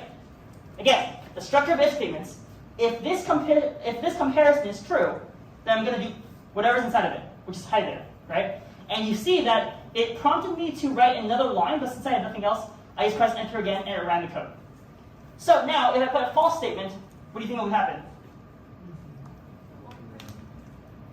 So if I do 8 equals 5, and then I do print hi, what do you think will print out? Not error, nothing. Like, if this is false, that's not the compiler's fault. It's just your fault for not knowing like numbers equals each other. So it's not going to print hi, it's just going to print nothing. Now let me show you what you can do if you want to print something. Next thing is else statements. Else statements. So again, we have the comparison. If the comparison is true, I'm going to run everything below it, right? Else, right? This else statement says, if comparison one is false, I'm going to run everything below the else statement, or the else block. So again, everything in this if-else statement is dependent on if that comparison is true or false, right? If the comparison is true, I'm going to run all the code right below it. Otherwise, it's going to skip to the next section, which is else, and then it's going to run the code in this block if the comparison is false. Does that make sense? Cool. Let's try this again. So let's say I'm dumb. I don't know that 2 is less than 6. And I go, if 2 is greater than 6, I'm going to go ahead and print hi. Right? And then I'm going to go ahead and continue. I'm going to say else. Print by. Okay. So who can tell me what's going to print at the end of this statement when I press enter? By. Right, because 2 is less than 6. By. Now, of course, this is a very simple example, but it expands into like other applications and properties as well. So everyone kind of get what if-else statements are? Generally, yes? Zoom guys, you guys doing okay? Yeah, I was really sad when I had to move stuff to Zoom. Epic. think we'll just start, maybe. Okay, else if statements. Let's say you want multiple things to happen, right? Else if statements are great. I don't know if you've ever coded before, but there's this one question where it's like build a grade calculator that uses a lot of if statements. If you're taking a coding class, it's like all over the place. I'm not going to get you guys with that. So basically, here's how this works. I have a comparison here. If this comparison is true, I'm going to run the code below it, and then I'm done. Nothing else happens. Otherwise, if comparison 1 is false, I'm going to jump to the second one. Elif. That stands for else if. I'm going to have a comparison attached next to else if. If comparison 2 is true, then I'm going to run the stuff below it. Otherwise, I'm going to jump to comparison 3. If comparison 3 is true, then I'm going to run everything below comparison 3. Otherwise, I'm going to skip to the else statement and then run everything else in the else statement. So run the code here if all else fails, comparison 1, 2, 3 are all false. You guys get that? I'm going to say it again. Comparison 1. If comparison 1 is true, the run code here, everything below it will run. And then nothing else will run. Like, if something runs in this block, it's done. It's going to skip through it, right? Otherwise, if comparison 1 is false, it's going to jump to comparison 2. If comparison 2 is true, it's going to run all the code below it. Otherwise, it's going to jump down to comparison 3. If comparison 3 is true, then it's going to run all the code below it. Otherwise, it's going to jump to else statements if it's false. Yeah? So it's a very complicated kind of topic. I'm going to show you guys the grade example using a Python file. Because every single coding teacher I've known has done some form of that. Has been on the AP test too, for ABCSA. Okay. It's a very relatively simple piece of code. So I'm going to show it to you just so you know to look out for in the future. So it's like this, right? You're in a class, you're going to get graded on like a letter scale. The professor wants you to find out which letter grade you're going to get. And the professor usually has a lot of different grades to go through. So they will put it through a program like this to figure out what letter grade you have depending on the number grade. So let's say you get like a 93 on an exam. Is that an A, B, C, or D, or E? Or F? E. So it would be probably an A, right? Because 93 is an A margin. Let's go ahead and first define what we're going to have in our grade scale. And we're going to do this using a comment. In Python, you can use the hashtag symbol to do a single line comment. And then you can use the triple quotation mark to do a multi-line comment. So in this case, we're going to do grade calculator, all right? And I'm going to write everything down in what's known as pseudocode. Pseudocode is basically how you can explain code in Python with just regular English words. So again, like, I wish I had more time. I would have made you guys play telephone, would show the person in front a block of code. They would like read through it and then tell the person behind them in pseudocode what the code meant. The person behind them tries to code it up, shows the person behind them, and it continues. It's a really weird and wacky game telephone. You should do it one day. It's not going to be the same. Yeah, it's not going to be the same. Yours are special. Okay, so if the grade is between 90 and 100, the student gets an A, right? And then I'm going to say, I'm just going to copy this a bunch of times. If the grade is between 80 and 89, the student gets a B. It's actually slower than me like just typing out. You know what? It's annoying. Automation, am I right? Oh, come on. So, I should make a Python script typing. Automation, guys. If the grade is between 70 and 79, the student gets a C. If the grade is between 60 and 69, the student gets a D. If the grade is lower than 59, the student, or it's lower than 60, sorry, because 59 is included, the student gets an F. Okay, so what we've just done is we wrote code, but using English words. Not that like code is not already in English. You guys ever wonder how like people from like abroad code? Like, I don't think there's like a German version of Python, if that makes sense. They use it. Yeah, they use English. No, they use English for their documentation. I work with a lot of them, like my friends who all speak Vietnamese. They just do their documentation all in English. Even the documentation. Yeah, even the documentation. Yeah. All in English. So pretty interesting. But we basically wrote code, right? If this is true, if the grade is between 90 and 100, the student gets an A. Otherwise, skip to the second one, right? If the grade is between 80 and 89, the student gets a B. Otherwise, skip to the third one. Just keep going down until you get like a letter grade, right? There's one edge case that is not taken care of. Can anyone name it? What happens if a student gets 105? We don't know because it says between 90 and 100, right? So it's not going to go through any of them. They're going to get F if you do an else statement. So that's what's known as an edge case. Whenever you're testing your code, you always have to be careful of making sure that every single number between your range of like 0 and 100 gets accounted for. So let's go ahead and write this up, and I'll prove this to you. So I'm going to make a little box called grade. And this is going to be a variable, and my grade is going to be a user input. So in Python, the input function allows the user to type in whatever thing they want. So like let's say enter the student's grade. And this will be a prompt, right? And after this, we're going to go ahead and start an if statement. So my first layer of if statement is going to be what? Can someone tell me? It's in pseudocode or English or code or whatever. Grade is I was going to say grade is equal to 100. If grade is equal to 100? So let's say if grade is equal to 100. Let's see what happens. So in our first line of code, we say if the grade is between 90 and 100, the student gets an A. So let's say grade and let's say answer. How about that? So if grade is equal to 100, let's say the first one is answer is equal to A. Right? So if this is the case, how would any student get an A based on our code? They would have to get 100, right? And the code says explicitly the grade is between 90 and 100. So we have to change that conditional, because this is our comparison here. We have to change this so that it'll get you between 90 and 100. Now there are a couple ways to do this.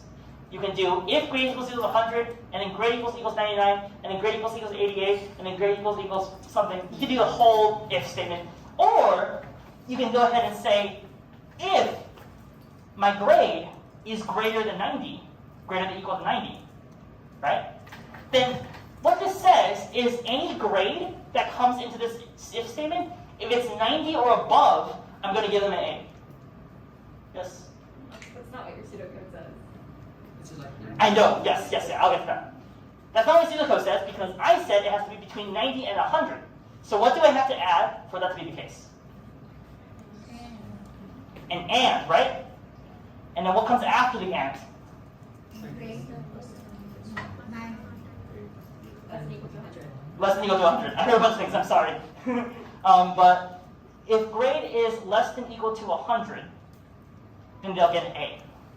So, pseudocode says if the grade is between 90 and 100, the student gets an A. So in this comparison statement, we have to limit the range between 90 and 100. So if the grade is greater than 90, but less than 100, because it's and, so both of these need to be true, then I'm going to give them an A. So let's practice. If we put in a 95, if grade is a 95, then the grade 95 is greater than or equal to 90. Is that true or false? True. Grade is less than 100. 95 is less than or equal to 100. True or false? Good. So they'll get an A. Right? Awesome. Let's continue. So we don't just have one line of pseudocode. We have like 5 different lines of pseudocode, right? So the second one says if the grade is between 80 and 89, the student gets a B. So what do I have to put on my second line for that to happen? Same thing, but change the number. So we put if, grade, elif. Yeah. Right, we have to put an elif, right? If we put if, then it's going to go ahead and run through each of the if statements all over again, right? We don't want that to happen. We want to run the second statement only if the first one's false. So that's why we use elif. So kind of like English, if the grade is less than 90, or if the grade is greater than 100, for that thing, then I'm going to skip past A, I'm going to go to the second one, right? During the second line, I'm going to say if the grade is greater than or equal, and what's the number here? 80. Right, the next range is 80.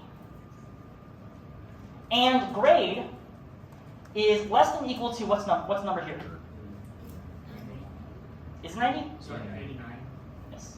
If you already checked the first case, so you need to just be the first part greater than or equal to 80. Correct. That's a good restriction. I was gonna, Addie, you're one step ahead of me. What Addie said was, if the first part has already been taken care of, then we don't need the second part, right? Because whatever number comes into this statement, we already know it's not between 90 and 100. It's something else. So we know it's going to be below that, or because we have greater than or equal to 100, that actually might need to be the case. So let me change my conditional statement to say if the grade is above 100, the student gets an A. Okay, how does this line of pseudocode change our existing code? Yeah. For the first conditional, we can get rid of the and grade is less than or equal to 100. Correct.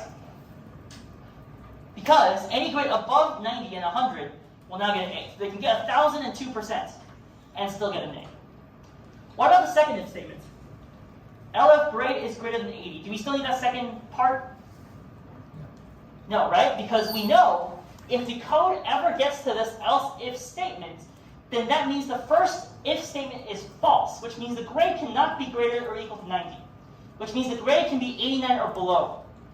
So now all we need is to restrict the lower section of our grade, which is what we've done. Oops. So in the second part, we just need to restrict it here. And the answer will equal to B. Alright? Now, past this point, it's pretty much self-explanatory for the rest of the way down. So else if grade is less than or equal to 70, then the answer is equal to C. Else if grade is greater or equal to 60, then the answer is equal to D. And then else, right? Because anything else is going to be an F. Okay, does this code work? If I run this, will it work?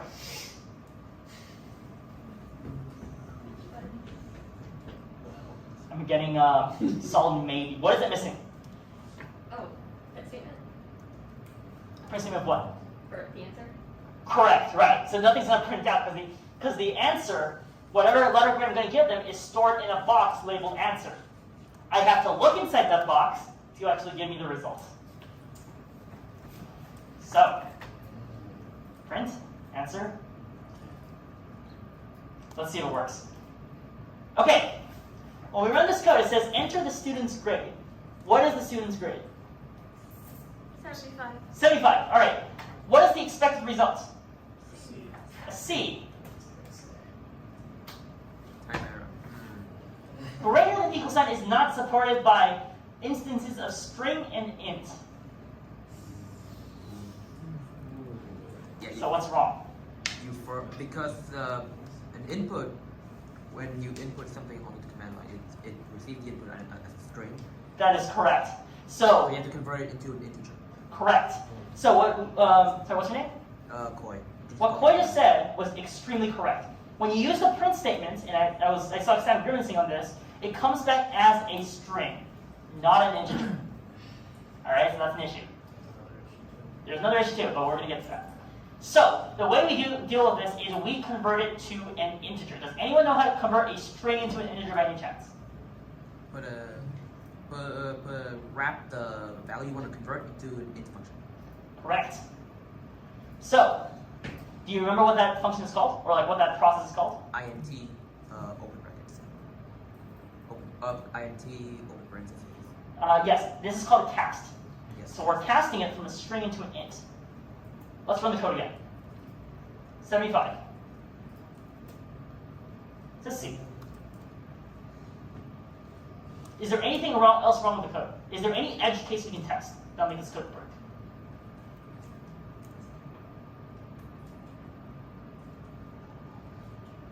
Yeah, what's up, dude? Can we put in a string with non-numeric characters? We can. Let's try that. What do you want to put in? Hello world. Sure. Let's say this teacher is really funny and decides to put hello world as a student's grade. Let's see what the compiler says. It's really mad at you. Invalid literal for int with base 10 hello world. It doesn't like the fact that the input is a string and we cast it as an int. How do we solve for that? Put an exception. We're not going to use try-catch exceptions. Okay. Because that's a really poor way to code typically with this kind of stuff. But what you can do is something very similar. You can what were you guys saying? Oh, I was just gonna say maybe we can put in some code that prevents the user from inputting non-numeric characters. Mm-hmm. Okay, and what would that code be?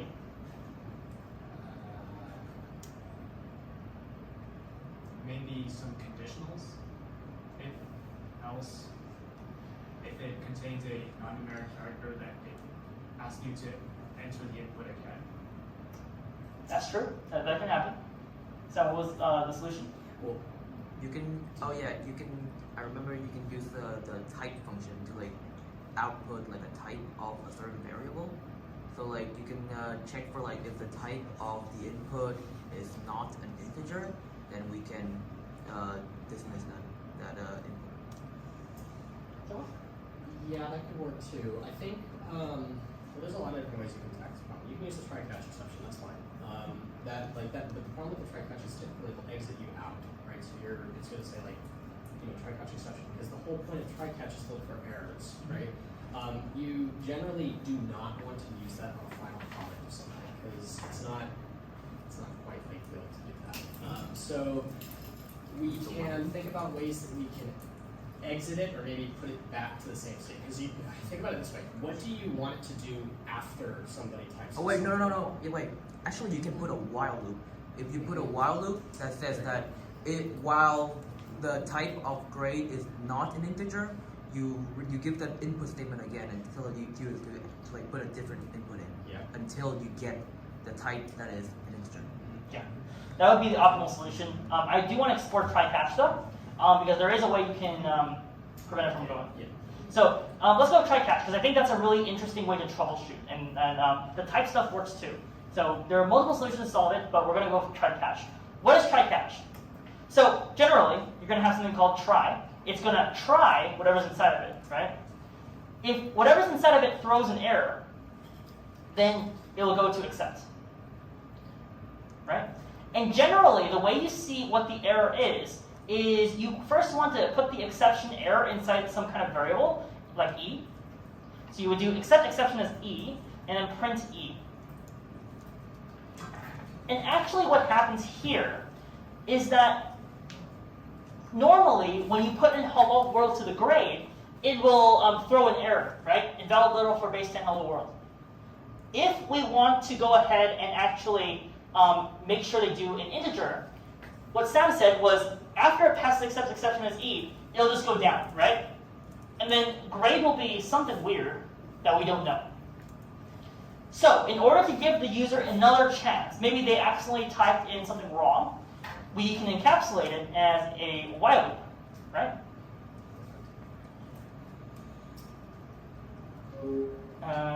So do maybe instantiate the grade as something first. And then what Koi said was type, right? This is the correct function. Yeah, type function. So while type grade is an int, I don't know what the syntax is for this. That would be a return on that. Okay.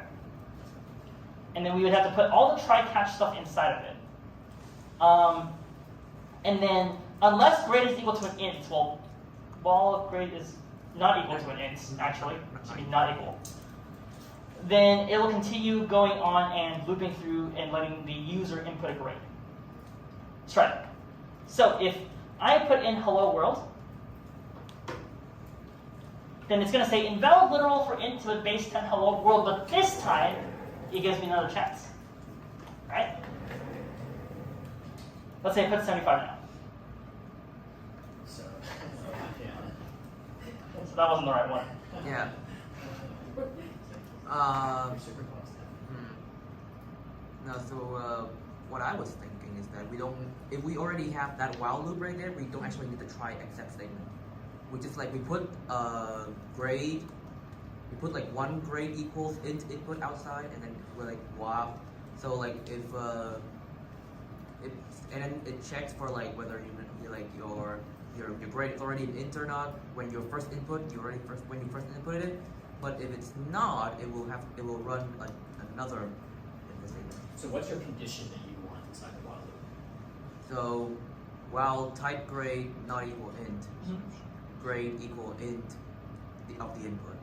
But we also add another grade equal int of the input outside of that. So it basically like it ran the first time, and it assigns the grade. It assigns the grade. Yeah. So that process, is it point? Is that what it is? Yeah. Point fish? That's cool. It's what he's explaining is something that we call a process called recursion.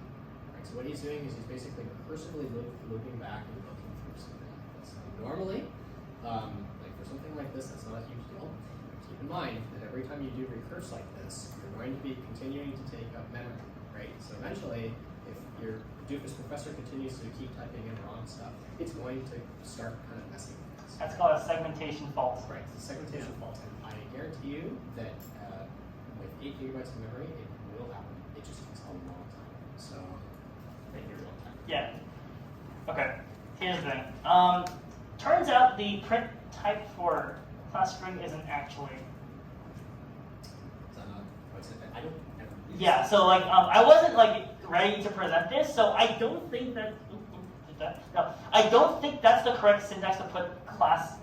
Yeah. int. I've never used that type. Yeah. So I mean, I would do it using try catch, but let's see if this is actually the correct solution or what. Oh, but you forgot to cast the original, like the first input as an int.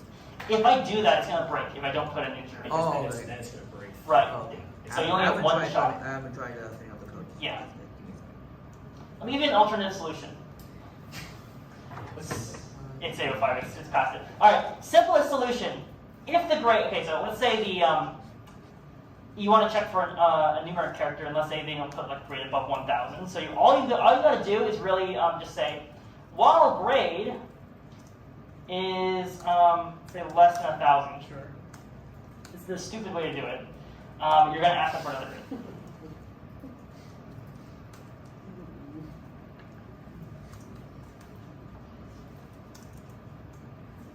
And you're also going to use except just so to make sure it's a number. So usually there's a bunch of restrictions you can do to make sure the user enters in the right data type. Because when you're coding a user interface like this, even this code is considered a user interface because the user has put in some information. You always, as the coder, assume that users are stupid. Yeah, like even the smartest users will eventually smash their head on the keyboard, try to run it, and it'll crash. So you got to make sure you have try catches all over the place to make sure for that. So except, exception as E. And then here I will just go ahead and print E. Okay. And it's going to bonk out on me because I don't have some. I'll just put it as greater than 10,000. I'll correct this code when I eventually upload it, but in this case, if they enter an alphanumeric character, it says A. Less than equal to, wait, what? Oh, hold on. Well, grade is greater or equal than 10,000. 1,000. It'll keep asking them. Okay. So we just said there's a really big number that the grade can never be, and then it'll go into that while loop and keep asking them. So let's say the student's grade is now hello world. It'll give them another chance. You can smash your head on the keyboard a bunch of times, and it'll keep complaining at you until you put a valid answer, which is like 75, and it'll X down and say C. There's a very smart way to do this that I'm just not doing right now. So, you know, whatever the case might be, if you want just to force the user to get to one sort of location, you can do something like this method here. All right, question? Okay. All right, so I think we've passed it by about 9 minutes. I didn't go through all the sections today, but I hope you guys enjoyed the Python workshop. I will post these slides onto the YouTube channel later on. I might also go ahead and just lecture on this on my own, go through the rest of the material, and just upload whatever is left to the YouTube channel for you guys to look at. But thank you guys so much for being the first in-person Python workshop for CP Hyperloop, and I hope you have a great rest of your night.